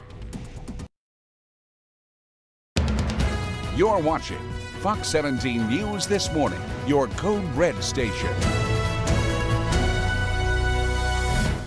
Good morning. We're waking up here right now, and visibility not all that great, but boy, was it worse 2 hours ago when we had steady, heavy rainfall. Rain pulling away from Middle Tennessee. We'll plan out a much warmer weekend ahead. Steer clear traffic takes us downtown Nashville. That's I-40 at Church Street. We do have a disabled vehicle there on the shoulder. We're going to tell you the best ways to steer clear of that. Well, we did it. It's Friday. Congratulations, you made it to Friday. Thank you for joining us here on Fox 17 News this morning. I'm Justin McFarland. And I'm Erica Glover. Fox 17 News, your only local news source from 7 to 9. We're going to get started right now with crisis in the classroom. Governor Bill Lee says he will sign the bill allowing teachers to carry guns on campus. But before he's going to do that, this would allow teachers, by the way, to be armed in the classroom and have several hurdles to get over in order to do something like that. Among them would be a 40-hour annual gun training course, and they also have to pass a mental health test. But there are protesters who want the governor to veto this. Some critics are worried that teachers being armed inside the classroom will serve as a security crisis instead of a help. Supporters say this would allow teachers who are qualified and willing to help fill in the security gaps, especially in the rural areas where they have fewer school resource officers. And I think we're providing a tool here at the legislature with this bill for different counties that have different needs to decide whether or not this is something that is necessary and would fit for their community. Let's take a moment. This bill was written before Covenant happened, and let's take a pause. Let's revisit. Let's see some things that we can improve and then try and pass a better bill. While Governor Bill Lee is supportive, he also does point out that school districts and county sheriff's offices, they can both say no, even if teachers are willing. If you want to look at the list of students, or schools I should say, that are already saying no, we're not going to participate, go to fox17.com. Hey, look at your forecast here on a Friday morning. You made it to Friday. We are making it through the rain right now. Nashville area pretty much done. You can see this in motion, moving to the north and the east, slowly moving, but it's making its way out of here. By the end of this morning and early afternoon, rain will be a thing of the past. Still some cloud cover to kick off the afternoon, but bursts of sun move in later in the day and the temperatures warm up real quick. All this rain is ahead of warmer air moving in. We're starting off right side of your screen, already right near 60 degrees. Beautiful look at the skyline, getting better and better every time we look at it. The visibility was rough 2 hours ago, but now just some wet pavement in Nashville, 56 degrees. That overcast sky going to stick with us here, but that is downtown. That is Bridgestone Arena, and that is where the Preds are taking the ice at 6:30. The forecast for this evening will be in the lower 80s before puck drop. 56 degrees right now in Nashville, and not just today in the 80s. Y'all take a look at this. Take a look at this. Your 7-day forecast every day at or above 80 degrees. Every night right near, if not above, 60 degrees. Steer clear traffic for you this morning. Let's get you out and about to I-40 at Church Street. That's downtown Nashville. We do have a car that's disabled on the shoulder of the road there. TDOT is responding there, trying to help out that car to get it out of the way. If you are jumping off at the Church Street exit here, this is right in the heart of downtown, right next to the NES exit, if you know where that is there in downtown. Just give yourself some extra time. It's not causing that big of a backup, but something to be aware of. We're watching other areas of town, including on 24 in Antioch. We'll get into more details about this coming up in a few.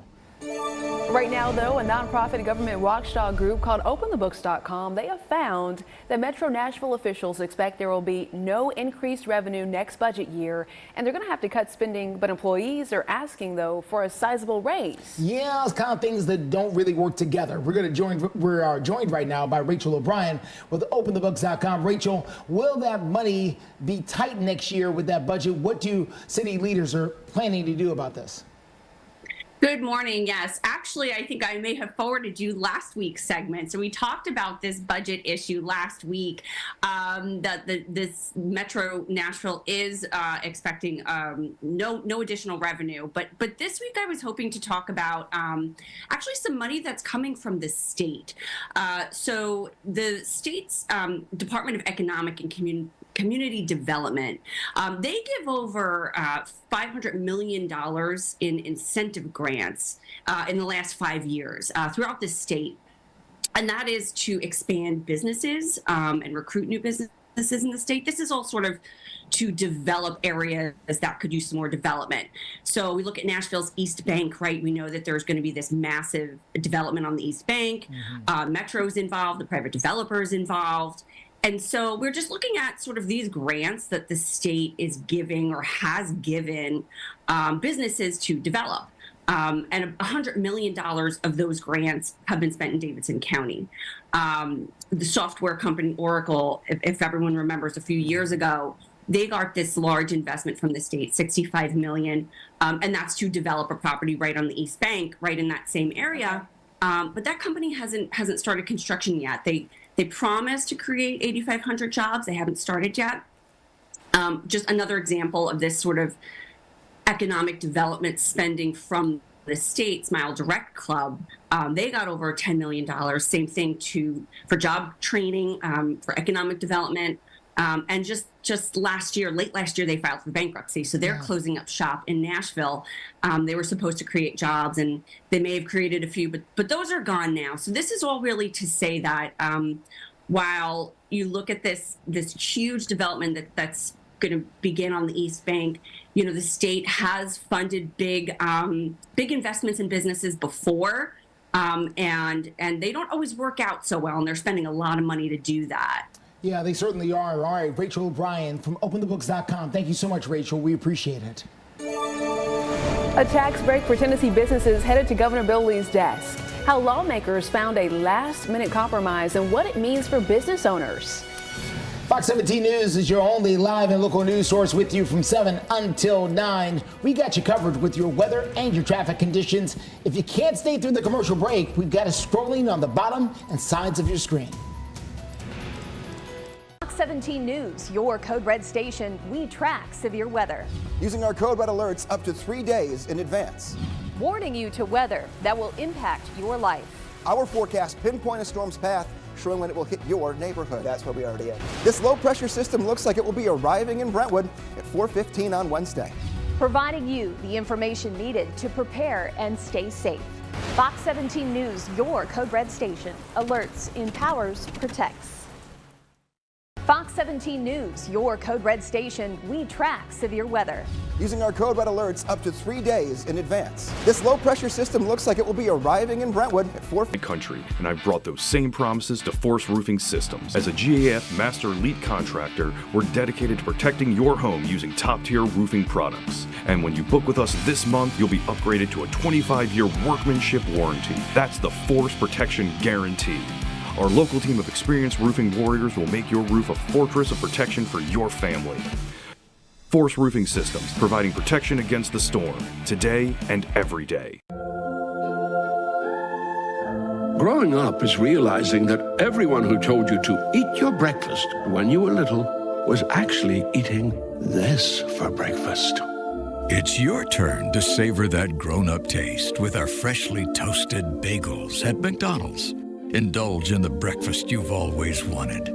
But hurry, these toasty rays of sunshine are here for a limited time. Ba-da-ba-ba-ba. It's the Sprint sales tax holiday, and for a limited time, we'll pay your sales tax or give you 4 years no interest. That's on top of already great prices, so you'll save even more. Visit our Nashville or Cool Springs stores or go to sprints.com to see the largest selection of in-stock furniture in Tennessee. Great prices on quality furniture for every room in your home. And we'll pay your sales tax or get 4 years no interest. It's going on now at Sprints. Surround yourself with things you love. This Fox 17 This Morning newscast is sponsored by Eurostone. Welcome back. A bill calling for the largest tax break in Tennessee history, we understand, is now headed to the governor's desk. Yeah, the House and Senate did come to a compromise, and lawmakers are now ready to drop the property portion of the franchise tax. Now, that particular tax generates around $400 million for the state each and every year. The bill also allows businesses to get rebates dating back to 3 years to the tune of about $1.7 billion. But hey, not everyone happy about this. Now, the governor called this transparency provision unprecedented. I will tell you what's unprecedented. Codifying a $1.75 billion handout and using a false legal argument to justify it. 98% of the potential refund recipients will get less than $50,000. 62% less than $5,000. Now, Governor Lee says he doesn't really know much about how exactly this particular tax cut could benefit his own heating and air company that he has. The governor says he put all of his ownership in that company into a blind trust when he was elected. We are going to Take a closer look at your clear traffic coming up in the next few minutes as I-40 at Church Street continues to be a problem because of a disabled vehicle. We'll tell you the best ways to deal with that. And Fox 17 News showing you a live look at the Nashville skyline. The showers are clearing out, making way for sunshine and 80-degree temperatures. Perfect weather conditions for folks who are enjoying town. We're going to have a full forecast coming up from our meteorologist, Greg Bobus. Also coming up, we're going to hear a little bit more from Fox 17 News investigative reporter Dennis Ferrier, who's breaking down problems with the bond system and with repeat offenders. We'll be right back.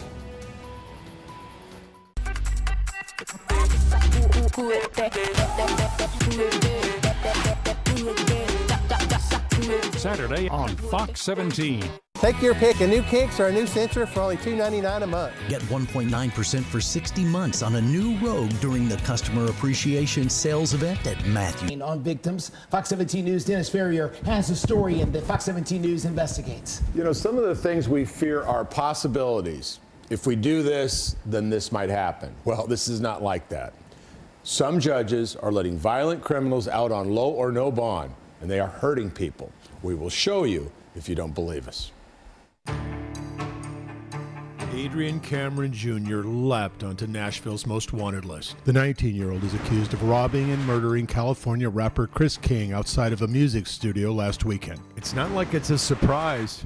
He was out on bond for another murder in 2021. The judge let him out on $100,000 bond.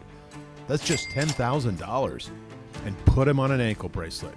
He cut it off just before the alleged murder. For many, it's as plain as that giant 357 gang tattoo on Mr. Cameron's neck. He was too dangerous to let out on bond. We do have example after example, and sadly, we don't always hear about them.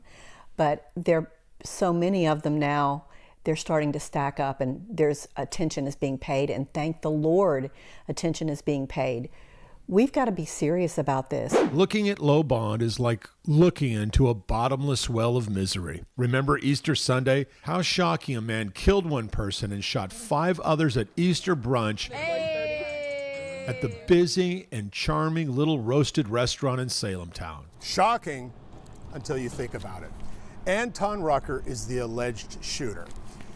He's just out on bond after a crazy road rage incident in Rutherford County. $50,000 bond, so he's out for $5,000. $5,000 puts him here Easter Sunday so he can start shooting people, and he is a career criminal.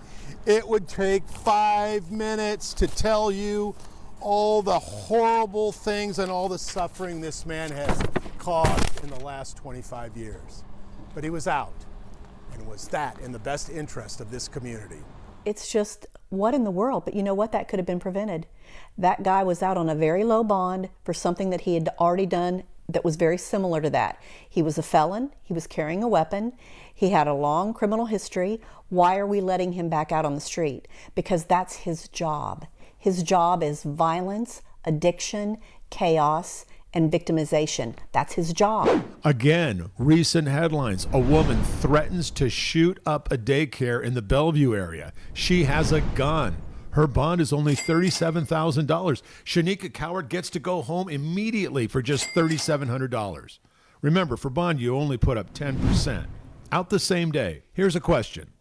If you're angry and commit a crime and go home the same day, have you changed your mind about anything? If whatever your normal is your normal, you're going to continue it until you have an intervention, even if you've been arrested for a crime. And we've interrupted interventions, haven't we? Interrupted interventions. What's happening here?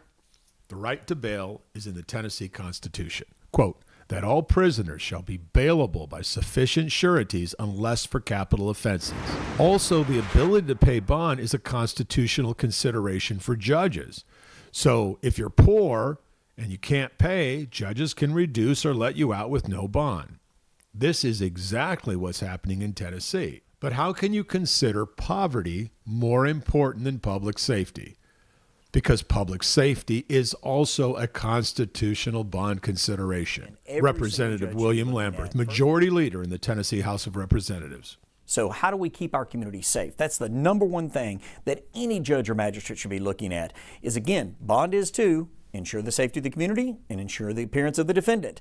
We want to make sure that that safety of the community is the number one. That's the first thing they're looking at. Leader Lambert is leading a charge to change laws in Tennessee to make the state safer from violent criminals. Because remember, as powerful as judges are, they still have to follow the law. And the legislative branch serves directly the people of Tennessee. And we've heard loud and clear from our constituents that they want to be safer in their communities. And so we're changing those laws that some folks have taken advantage of to put violent criminals out on the street. Now accused double killer Mr. Cameron will probably be finally kept in jail. Too late for his victims. So what we have here is we're going to have a whole bunch of new laws coming out, almost a record number of new laws based on reaction to what has been happening out on the streets of Nashville and Memphis, where, you know, there are 399 murders in Memphis last year. That's just unacceptable. But sadly, how you just ended that package, it's too late for the victims. Well, it is too late. It's too late. Their lives are changed forever. And it's not, you know, it's the victims, it's the mom, it's the dad. What if you have kids? It's grandparents. I mean, how many people's lives are changed forever? Dennis, it's one of those things that's going to take a constitutional amendment, right? So that's why they're saying it could be 2026 before voters get a chance to even vote on this? That is something, and I'm going all this on Monday. So 2026 is the constitutional amendment that would say, you know, you can keep a capital first-degree murder, you can keep him in jail, you don't have to offer bond. They want to add aggravated rape, torture, terrorism, and second-degree murder. Okay. That's the constitutional amendment. But some of these laws are going to change immediately on, is poverty a factor? Weighing poverty versus public safety. And most people would say, hey, it's a shame you're poor, but we're going to keep this community safe. All right, Dennis Ferrier, thank you so much for explaining it to us. We appreciate it. We're going to check in now with our Code Red meteorologist. A lot of things happening here in Music City and across, over in Franklin, too. I mean, things happen in everywhere, all different types of things, too. They're not all sports related. They're not all music related, like Tim McGraw yesterday at Bridgestone Arena. But we also have, again, Main Street Festival in Franklin, as Erica just pointed out. There are so many things we can get into, and the forecast is great. Or maybe you're like, you know what, everyone else can go out and do their thing. I just like hanging out in my garden and just, you know, maybe having a glass of lemonade, enjoying an afternoon. That looks great, too. 61 degrees at 9 o'clock, rain moving away from the Nashville area. 76 at noon, 81 degrees at 3 p.m. So if you just want to stay in and avoid everyone else who's out and about, well, then maybe after you do some gardening in the front, you can go out back and you can fire up the barbecue later today. We're not going to have any rain around barbecue time today. Forecast holding steadily with some warm temperatures. 81 degrees at 5 and 6 o'clock, 79 degrees at 7. Forecast, honestly, looks really nice. You wouldn't know that looking out the door right now to wet pavement and a little bit of a gloominess here to start the day, but taking a look after school sports, it's a very busy time of the year when it comes to hitting the baseball fields, soccer fields. Well, temperatures are going to stay in the 70s all the way through 9 o'clock, so not needing layers here and not needing to worry about any rain in the forecast. Looking at your extended forecast, 80s as far as the eye can see. Literally from the left to right hand side of your screen, 80 every day. And then upper 50s and low 60s to middle 60s for nighttime temps. We're going to break down the Preds tonight. Puck drop at 6:30. We'll look at Main Street Festival on Franklin and also look at my first and last thoughts, because they are set in stone now for the Rock and Roll Marathon tomorrow. Steer clear traffic. Let's get you out and about this morning to I-40 at Donaldson Pike, very close to the airport. We do have a couple of cars there on the shoulder of the road, flatbed truck in place to take away one of those cars. TDOT is there as well. It is causing a slight slowdown back behind it. You want to use Lebanon Pike as the best way to steer clear of that. We're also continuing to watch that scene over on Church Street, I-40 at the Church Street exit as you make your way into downtown. This is right at the NES exit there for Nashville Electric Service. Slight delays making your way in. Give yourself a few extra minutes. No need to take a detour for this one. In Operation Crime and Justice, we're talking about Murfreesboro because detectives in Murfreesboro, they were investigating a possible crime ring involving a group of people who are using fake IDs to take thousands of dollars from victims' bank accounts. How horrible is this? It's all happening at the Redstone Federal Credit Union locations there. Locations back on April the 18th.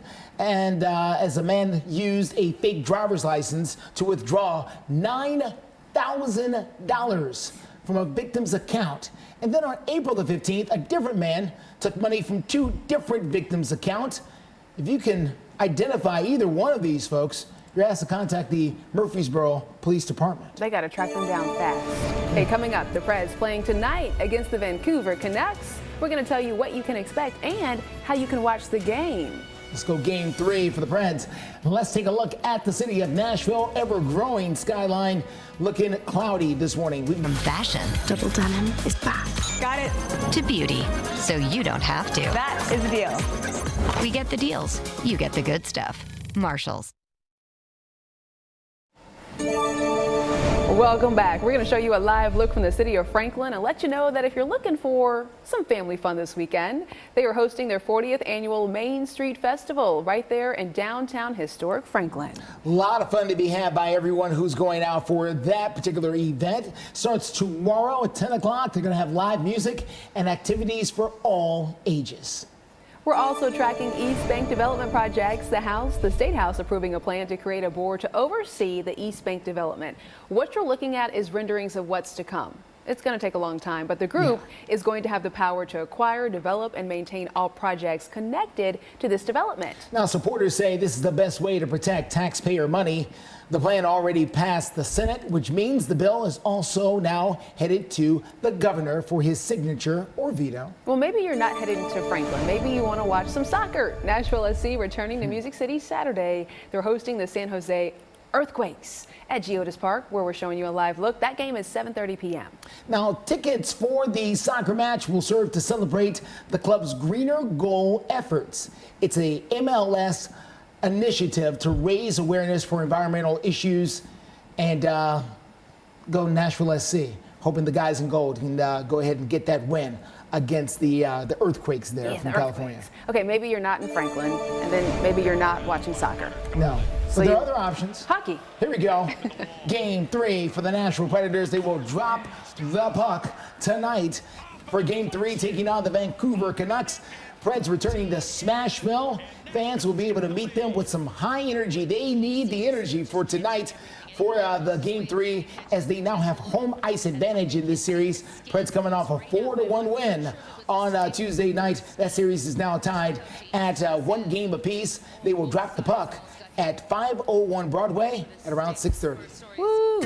Boy, I mean, a lot going on here. What you don't see when they're talking and the videos are up is I'm by the weather computer and they're talking about Franklin. So I'm getting a forecast ready. And then Nashville SC and I'm getting a forecast ready. We're going to give them all to you at once in the reverse order of what you just saw. Preds first, 6:30, puck drop, 80 degrees downtown. If you're getting there early, spending some time downtown, nothing to worry about, rain-free. Sunday, the next game here that we'll have, Game 4, 4 p.m. puck drop, 83 degrees. No rain, everything looks great downtown. Maybe you can't score tickets to get inside. Well, today they've got the Preds Plaza Party just a couple blocks away from Bridgestone. 82 degrees at 3 o'clock, 80 at 6:30, as I mentioned, and then 74 degrees at 9:30. A fantastic evening later on tonight. Maybe you are going to Geodis Park to check out Nashville SC. I'm not kidding. I'm going through every event right here. 81 degrees tomorrow for the pitch at 7:30 as the game starts. Match starts at 7:30, 79 degrees at 8, 77 at 9 p.m. Maybe you are going down to Franklin. What can you expect?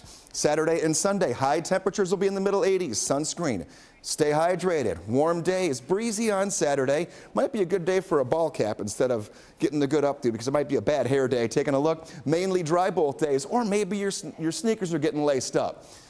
We have so much happening here. This is tomorrow, the Rock and Roll Marathon, 7 a.m., 68 degrees, 72 at 9 a.m., 76 degrees at 11. As I mentioned, the wind will be a factor, but a good one. It'll help, you know, a nice little subtle breeze when you're trying to push through that many miles here. Could be helpful. Coming up in your 8 o'clock half hour, as we, switch over from the 7-digit to the 8, we will take a look at Future Track. Get the last showers that are on the radar right now out of here, and then we'll take you past the weekend into next week when thunderstorms return to the forecast. Steer clear traffic for you here at 7:59. Quick look at I-40 at Church Street. We were watching a disabled vehicle in this area. It has since cleared. Good to know as you get out and about there. We're not ready for the drive times yet. Let's get you here. There we go. I-40 at Dawson Pike, close to the airport. Got a couple of cars there on the shoulder of the road, causing mild backups back behind it. You can use Lebanon Pike to steer clear. We're taking a look at what's trending over on Fox17.com, and this story has certainly caught my eye, It's the synchronized fireflies over at the Great Smoky Mountains. Wow. Now, the lottery is going to open this morning at 10 a.m. well, technically 9 a.m. here. Okay. Okay. So you have to enter the lottery in order to take out your tickets for this particular event. It's not until June. Have you ever participated in this? No. It's phenomenal. Now, I've seen, fireflies, but not like this, not in this particular situation. It's really, really cool. So go ahead and check it out. Make sure you enter the lottery. Stay with us, though. Our 8 o'clock hour is starting right now. You're watching Fox 17 News This Morning, your Code Red station. Well, now on Fox 17 News This Morning, we have reached the end of the legislative session at the Tennessee Capitol. We're going to tell you what lawmakers were able to accomplish. We have a lot to get to, but we do want to start by saying thank you for waking up with us here on a Friday morning. For Fox 17 News, I'm Erica Glover. And I am Justin McFarland. Jen Waddell has the day off. Fox 17 News is your only live and local news source with you from 7 until 9. We want to get started with some breaking news updates out of Rutherford County. We are working to get some more updates about this crash. Take a look. It was shutting down parts of I-24 West early this morning. I know, Justin, you were reporting on this around 4 o'clock. Yeah, the crash happened around 1:15, but all lanes of I-24 were shut down till just before 4:30 in the morning. We still don't know exactly how many people were hurt in this crash, but if you look at that car, I mean, it is mangled. Fox 17 News will continue to follow this story. When we get more details, we'll share them with you both on air and online. And of course, we're keeping a very close eye on all things politics. But this morning, state lawmakers yesterday, they called it a wrap. Yep, they are done for this year's legislative session.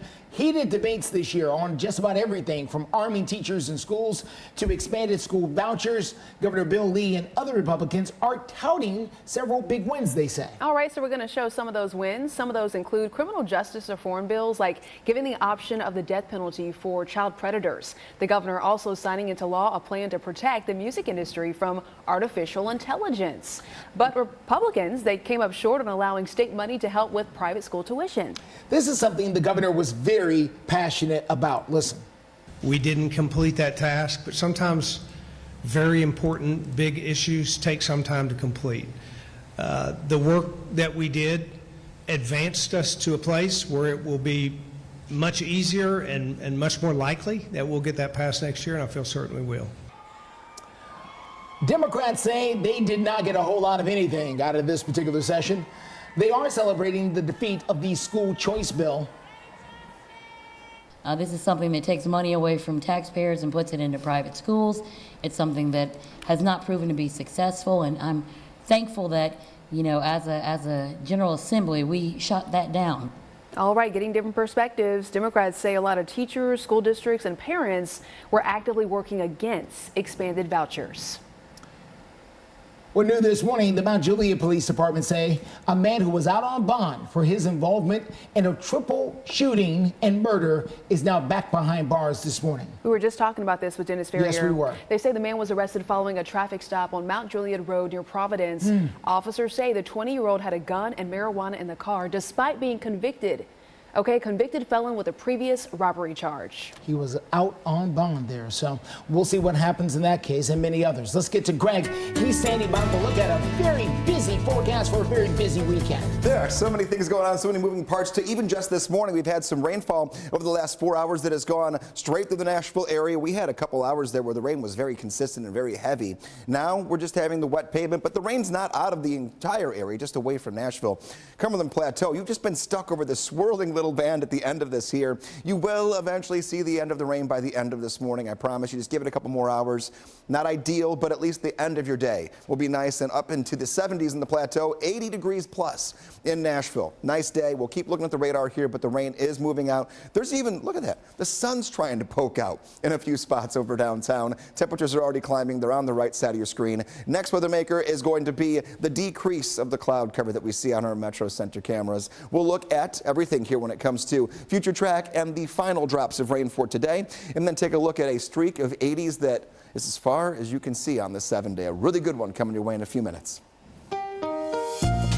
Steer clear traffic this morning takes us to I-40, very close to Donaldson Pike. That is near the airport. We're waiting on, I believe, a tow truck to come finish up the leftovers of this particular crash there in that area. You can't get by, not causing nearly as much problems as we saw a few moments ago. And that is certainly good news as you make your way in from places like Wilson County, Lebanon, Mount Juliet, in from Hermitage. Everything doing much better there in that location. We're going to get a check on your latest drive times, plus take a look on the north side of town. That's all coming up in a few minutes. Well, Justin, you talked about everything that's happening here this weekend. A bunch. It does include the 24th annual St. Jude Rock and Roll Running Series, because it's not just Saturday, it's also Sunday. Yes, it is. And this is all for a great cause, and that is the fight against childhood cancer. Fox 17 News' Karen Aguilar live downtown to tell us exactly what you can expect, including lots of road closures. Good morning. Organizers say that 24,000 people are expected to participate in this year's Rock and Roll Running Series.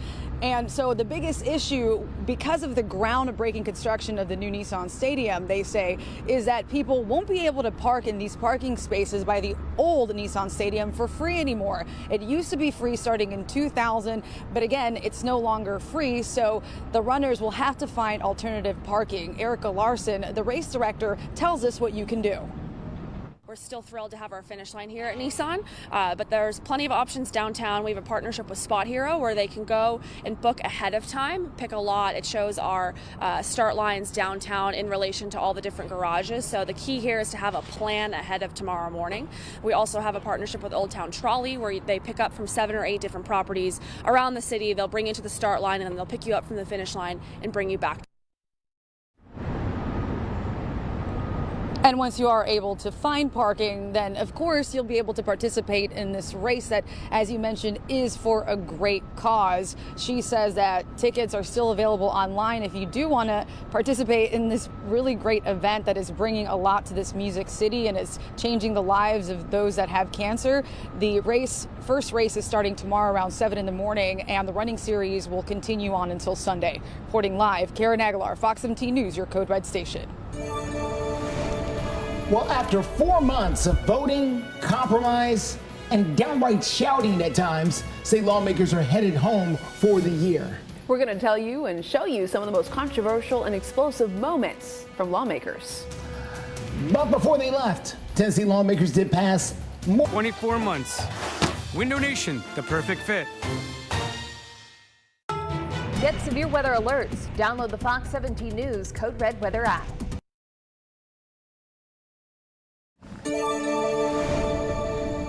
8:09 is the time. The legislative session is now over. The House and Senate adjourned for the year there at the Tennessee House of Representatives and the Tennessee Senate.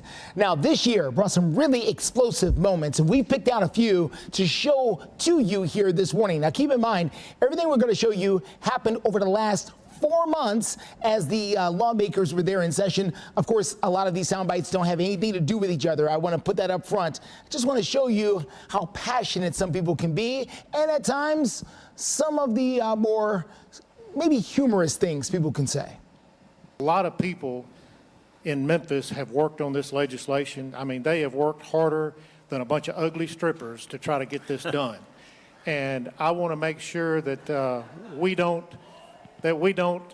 drop the ball here. And this actually did originate in my district from some restaurants that had reached out that were having that exact issue that you were outlining, where animals were coming in and getting on the table and eating from the plates. This bill is a direct attack on me, on my family, on my friends, on my network that support Tennesseans who are pregnant and vulnerable minors that need access to care, to go across state lines and receive the necessary care.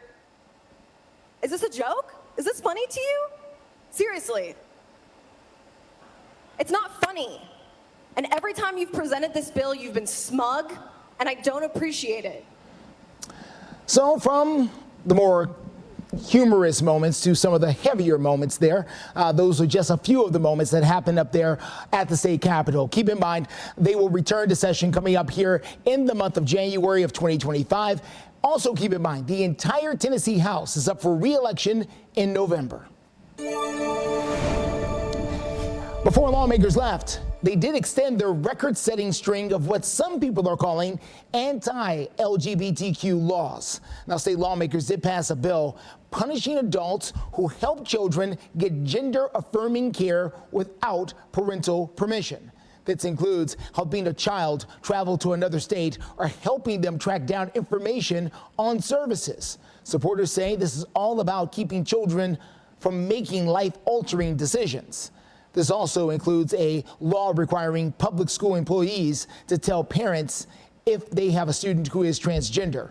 Foster parents can also opt out of taking a child who is a LGBTQ member. The Human Rights Campaign says that the state of Tennessee has enacted more anti-LGBTQ laws than any other state since 2015. And happening next of us, we've got an overcast sky for the majority of us and still some rain out there when all of the negative things turn into a very positive week on the timeline in your forecast. Also coming up, we're watching your steer clear traffic, just waiting around on the side of I-40.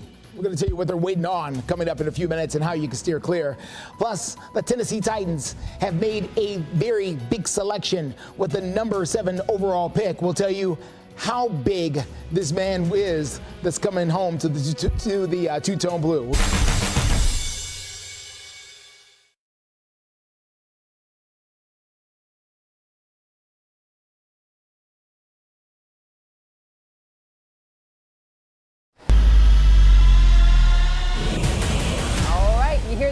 Let's talk about the two-tone blue. We knew the Titans' biggest area of need going into the draft was the offensive line, and they addressed that right away. They were able to select the Alabama offensive tackle J.C. Latham with the 7th overall pick in the draft. Now, Latham, listen, big man. Watch big number 65 here moving around on your screen if you can find him.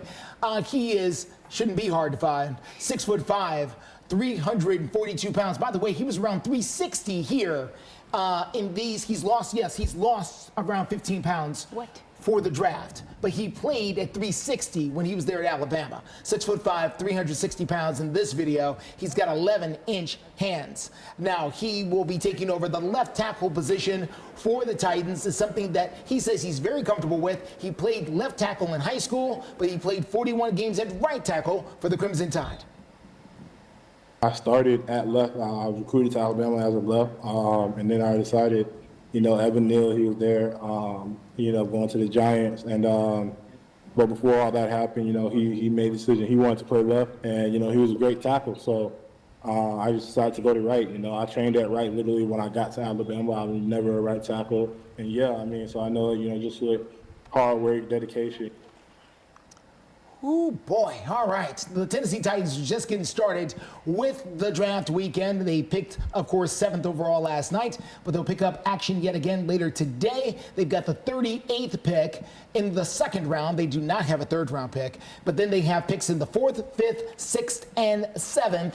Those picks will be taking place coming up here tomorrow for rounds 4 through 7. By the way, the NFL draft happening in Detroit. By the way, I still can't get over how big you told me he is in the video of him. Yeah. My goodness. He's a big man roaming around here, and he's going to need to deal with some of the people he's got to block coming up here for the Titans. By the way, they're still looking for a possible edge rusher, maybe some help in the secondary, maybe another wide receiver. We'll see what they do when they get back on the board coming up later tonight. Meanwhile, we are asking this question over on our Fox Nashville X account because we always want to know what y'all think, especially when it comes to the Titans. Do you think the Titans will have more wins this season than the last?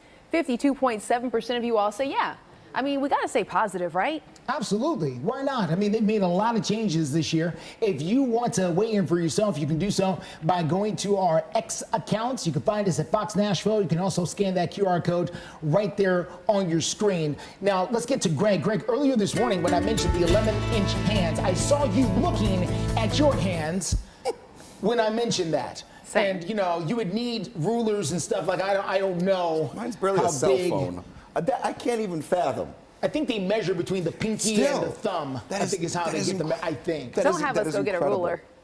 I mean, I have a ruler, just out of curiosity. I mean, that is a big man. And taking a look right here, we've got a lot of things happening here that are trying to move out. We're trying to get rid of this rain, and we're going to eventually make that happen late morning, early afternoon. Nashville, we're basically done. You may catch a sprinkle or two between now and noon, but everyone who's still under this one band, this is actually helpful rain in two ways. One, rain like this that doesn't have thunderstorms with it, helpful in general this time of the year leading into the main growing season. Also, below the rain, warmer air moving in.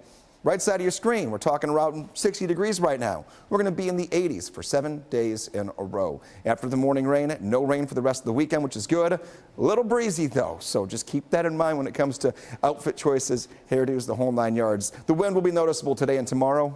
We're trying real hard. We'll eventually get there, breaking through some sunshine to mix up those clouds just a little bit for us here. A look at future track, it will show you, starting right around now, going into noon, that the rain does die down. And the clouds will be kind of on and off in pockets of sunshine, and then that's pretty much it. This wants to bring in a shower east of I-65. We can't rule it out right around 3, 4 o'clock in the afternoon. If you see a few raindrops, that's going to be it, a few raindrops. I don't buy into it, but just it can't be completely ruled out of the forecast. Here is your warm 7-day. First of all, I want to focus on the numbers in the blue boxes. The nighttime temperatures are going to be at or above 60 degrees almost every night for the next 7. And the afternoon high temperatures at or above 80 degrees every day for the next 7. Steer clear traffic for you this morning. Let's get out and about there to the very latest happening on I-65 at Trinity Lane. That's on the north side. Traffic in that location moving along pretty well, despite the fact we do have some slowdowns there. That's typical for this time of the day, coming down from Madison and Goodlettsville and places like that. Here are your latest drive times. 67 minutes coming down from Franklin, Kentucky. So the state line from up there, up north, is what you're looking at there. Just over an hour from Murfreesboro, 29 minutes in from Kingston Springs. Let's talk about the economy, because you could have some money coming your way and not even know about it. Kind of confusing, right? Yeah, it is. But 1 in every 6 Tennesseans does have some unclaimed money, and the state does want to write you a check. How big is this pot of unclaimed money here in Tennessee? Oh goodness, there's more than $1 billion in Tennessee waiting to be claimed. Billion? Billion with a B. Billion. How you can cash in. The story tonight on Fox 17 News at 9. Don't miss it. Make some money.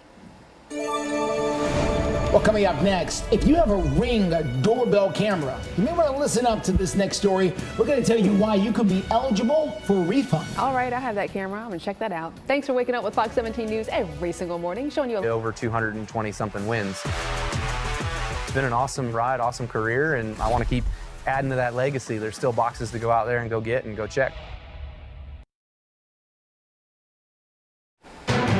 Just about 8:24 on Fox 17 News, we are updating a breaking news story about Ring cameras. The Federal Trade Commission is refunding Ring customers more than $5.6 million, all as part of a privacy settlement. Listen to this. In 2023, the agency accused the Amazon-owned doorbell camera system of giving their employees access to customers' videos. Amazon is accused of using that footage to train algorithms without consumer consent. The FTC also charged Ring with failure to implement security protections from hackers. Ring is now required to pay a hefty fine, delete content, and create stronger security protections. The 24th annual St. Jude's Rock and Roll Running Series is returning to Music City, and it's all for a great cause, and that is the fight against childhood cancer. Fox 17 News' Karen Aguilar live downtown to tell us exactly what we are expecting from a packed weekend. Good morning. Organizers say St. Jude has already raised around $1 million. And at the heart of that is, as you mentioned, to help children fight cancer. Now, Sue Henderson, she's already raised around $100,000, and this cause hits close to home. You have a personal story. Can you please share it with us? I do. My cousin's son was a patient at St. Jude, and he passed away in 2001. So her family's always been involved with doing fundraising and give back to St. Jude to try to support the mission. And what does it mean for you that runners actually get on the streets and are trying to raise this money to help someone like Absolutely. I mean, when Danny Thomas started St. Jude, that was his dream for.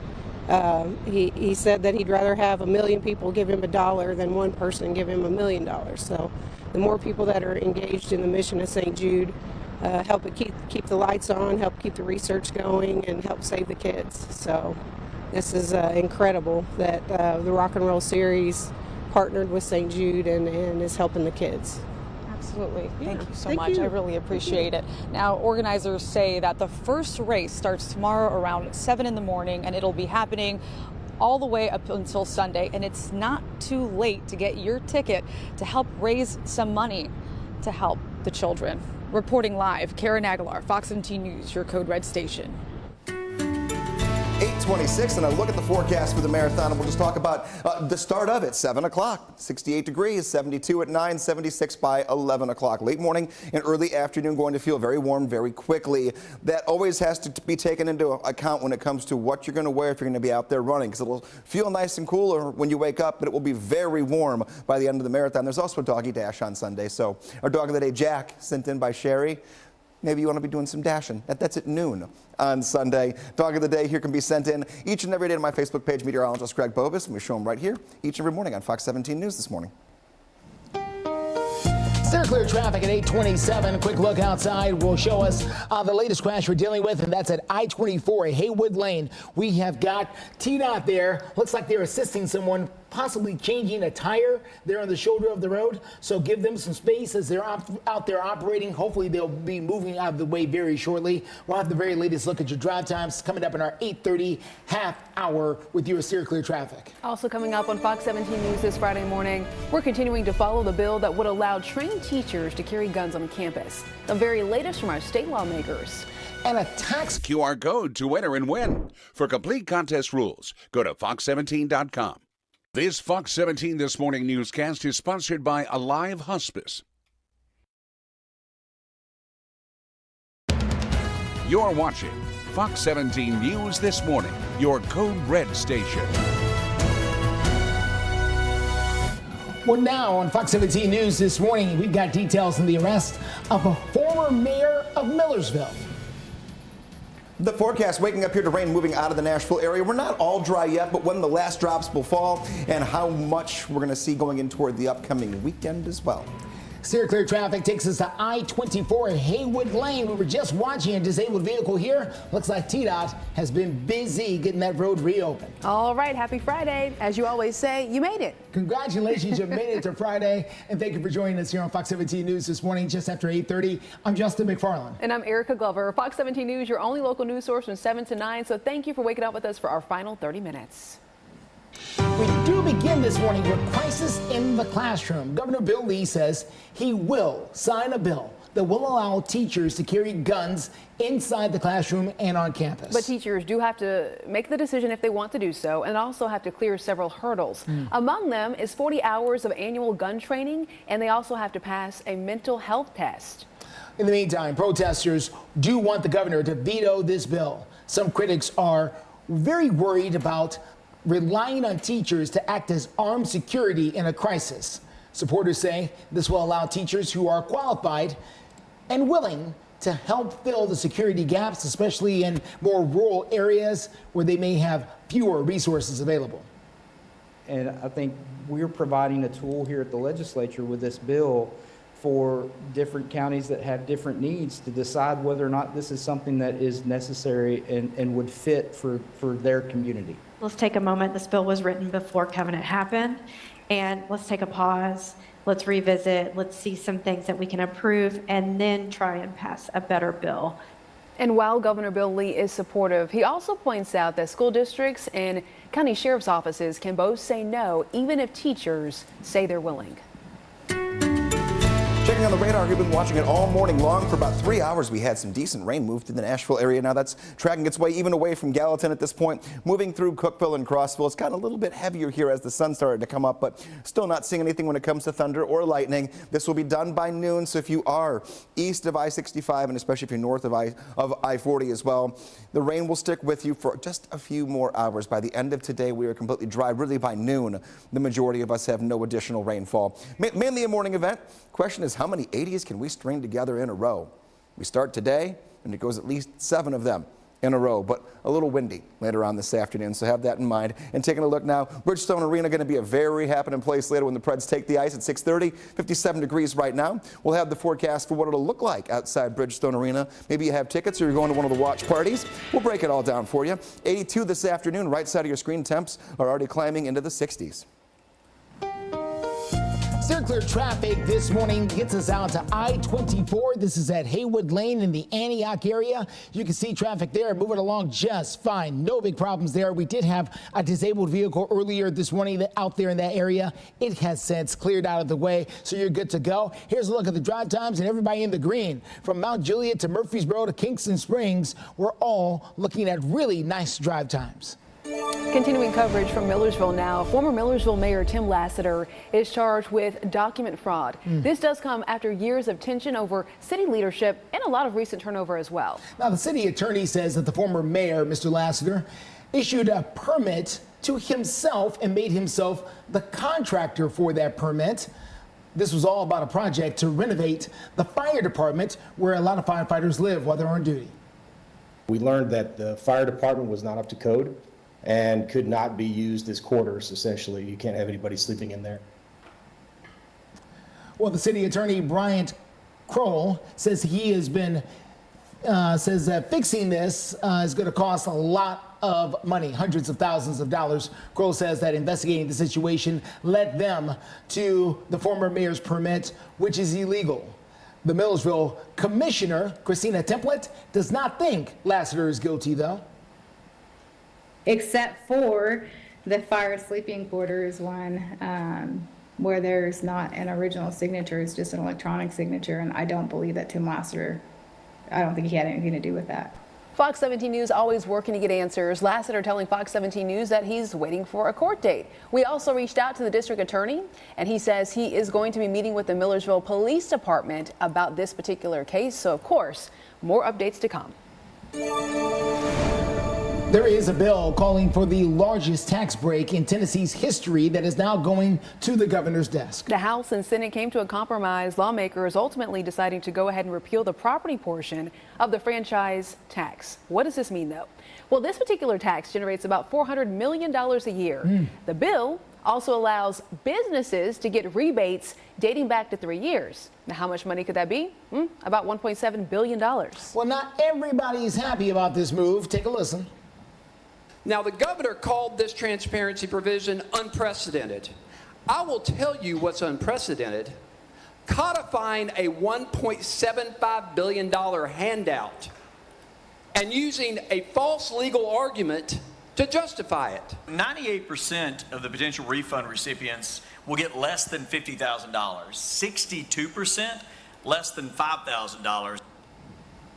Well, folks were asking about Governor Bill Lee. He told us that in regards to his company, he doesn't know how much his company will benefit, his heating and air company, because he puts his ownership in a blind trust. He did that when he was elected.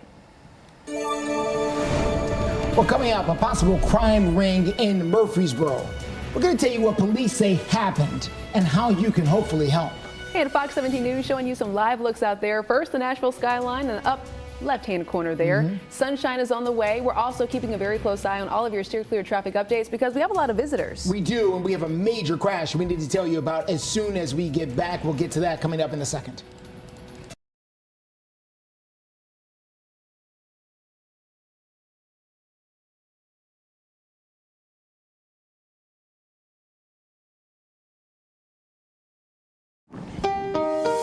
We're following some breaking news in your steer clear traffic. Let's take you directly to what we're talking about here. This is going to be I-24 at the I-65 junction on the north side of town. This is as you are leaving downtown Nashville, going north towards Trinity Lane, towards Rivergate, towards Madison, places like that.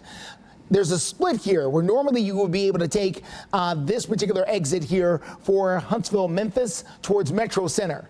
Next up would be Rosa Parks and exits like that. You can't do it right now. Terrible crash involving injuries that has blocked things off. So let me show you what you can do about it and where this crash is.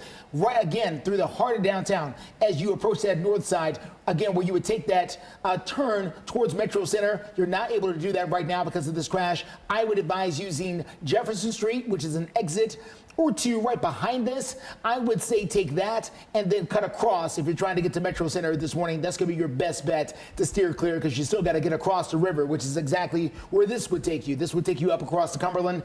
Use Jefferson Street to cross the Cumberland instead to get towards Metro Center if that is your destination. In Operation Crime and Justice, we're going to take you to Murfreesboro, where detectives are investigating a possible crime ring involving a group of people, listen to this, using fake IDs to take thousands of dollars. Wow. We're talking $9,000 from victims' bank accounts. It's a big amount of money, depending on, well, just about for anybody, for not just some people, for anybody.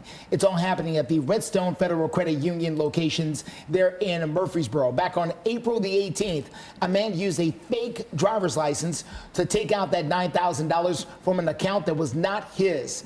And then on April the 15th, a different man took money from two different victims, again using those fake IDs.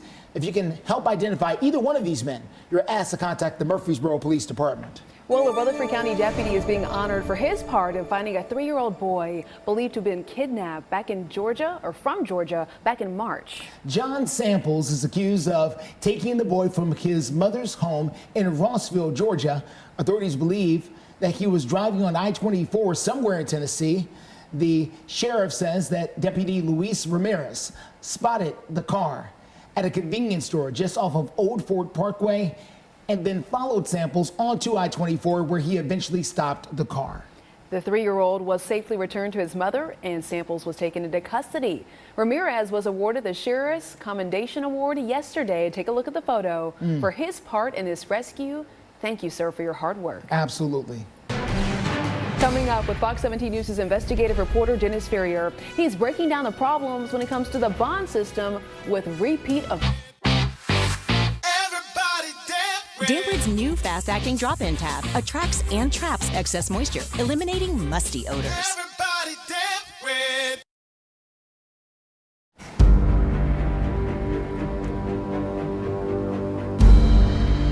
It is something we are seeing more and more of, and that is violent crimes committed by violent criminals who are out on bond. Yeah, Nashville is making national headlines as repeat offenders inflict more and more pain. Fox 17 News' Dennis Ferrier has the story, and Fox 17 News investigates. You know, guys, some of the things we fear are possibilities, right? We say, well, if we do this, this might happen.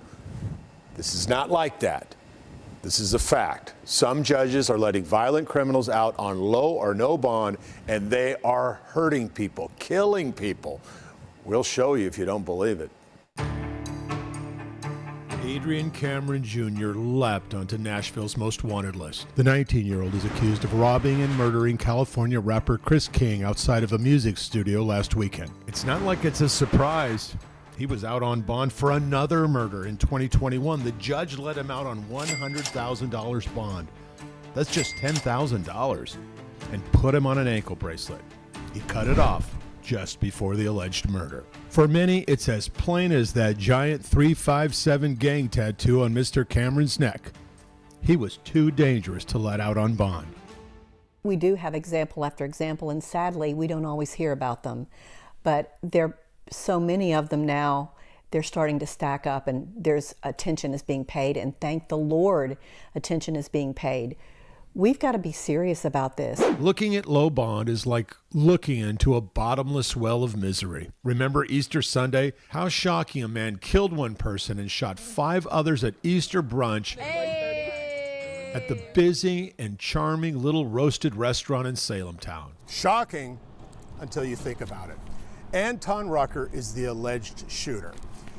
He's just out on bond after a crazy road rage incident in Rutherford County. $50,000 bond, so he's out for $5,000. $5,000 puts him here Easter Sunday so he can start shooting people, and he is a career criminal. It would take 5 minutes to tell you all the horrible things and all the suffering this man has caused in the last 25 years. But he was out, and was that in the best interest of this community? It's just, what in the world? But you know what? That could have been prevented. That guy was out on a very low bond for something that he had already done that was very similar to that. He was a felon. He was carrying a weapon. He had a long criminal history. Why are we letting him back out on the street? Because that's his job. His job is violence, addiction, chaos, and victimization. That's his job. Again, recent headlines. A woman threatens to shoot up a daycare in the Bellevue area. She has a gun. Her bond is only $37,000. Shanika Coward gets to go home immediately for just $3,700. Remember, for bond, you only put up 10%. Out the same day. Here's a question. If you're angry and commit a crime and go home the same day, have you changed your mind about anything? If whatever your normal is your normal, you're going to continue it until you have an intervention, even if you've been arrested for a crime.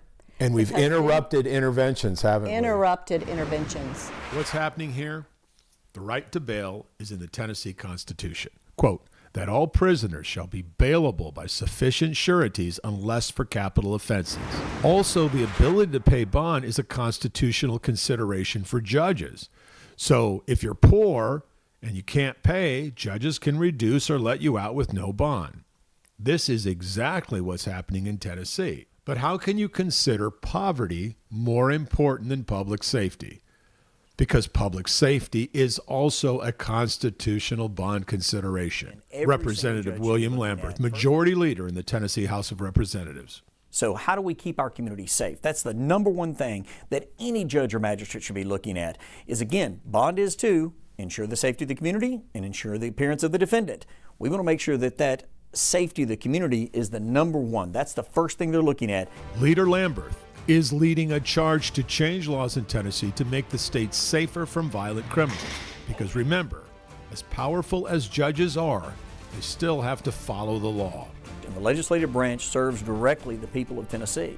And we've heard loud and clear from our constituents that they want to be safer in their communities. And so we're changing those laws that some folks have taken advantage of to put violent criminals out on the street. Now accused double killer Mr. Cameron will probably be finally kept in jail. Too late for his victims.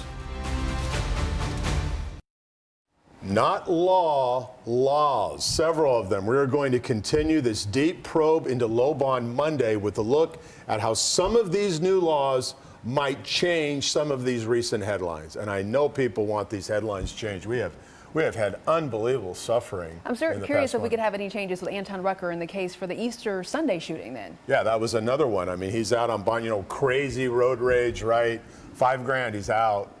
He shot 6 people. Well, one's dead. And I mean, who knows I don't even know the injuries of other people. Do you? Not necessarily, no. I think getting shot hurts, even if you're lucky to survive. I'm sure there's a recuperation period. Yeah, I'm sure, but because of this, there's also people pushing back against this, I imagine, advocates for bond, who are also raising the issues to go, well, we don't want to just unnecessarily lock people up, and then they have no access to get out or avenue. And I think that's a big distinction. Look, nobody wants someone to go and be locked up for 6 months because they stole the ham sandwich, right?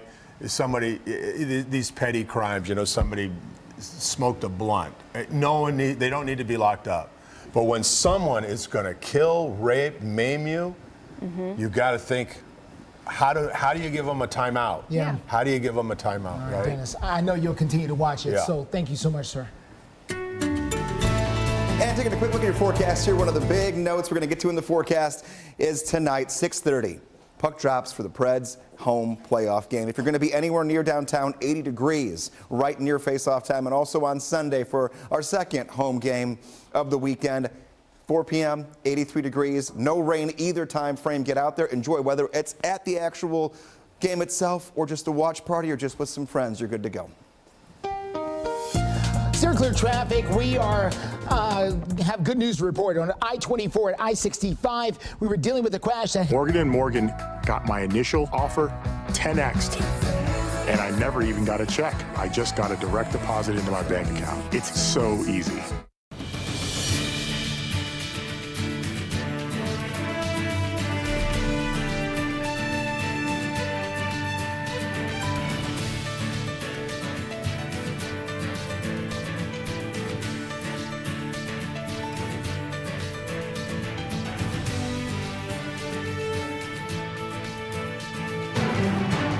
Right now, Now, Fox 17 News, we are following developing news out of Clarksville, where police have announced 2 more arrests regarding a double homicide investigation. They say that Christopher Watkins and a 17-year-old are now in custody. Both are charged with 2 counts of criminal homicide in the death of Savannah Lumpkin and Glenn Nicholson. This happened back on April the 8th. Now, the teen's name has not been released, but you can find more details about this breaking news story on our website at fox17.com. Right now, though, we're going to check in for your Friday forecast. Some showers out there, but is it going to clear out, Greg? Yeah, rain moving out here going into early afternoon. We'll all be done. There might be an isolated light sprinkle afternoon east of I-65. Don't bank on it. If you get a couple raindrops, they're not going to last long. If you are supporting the Preds later, SayDeals.com for this exclusive offer. They're going to go fast, so you want to get this right away.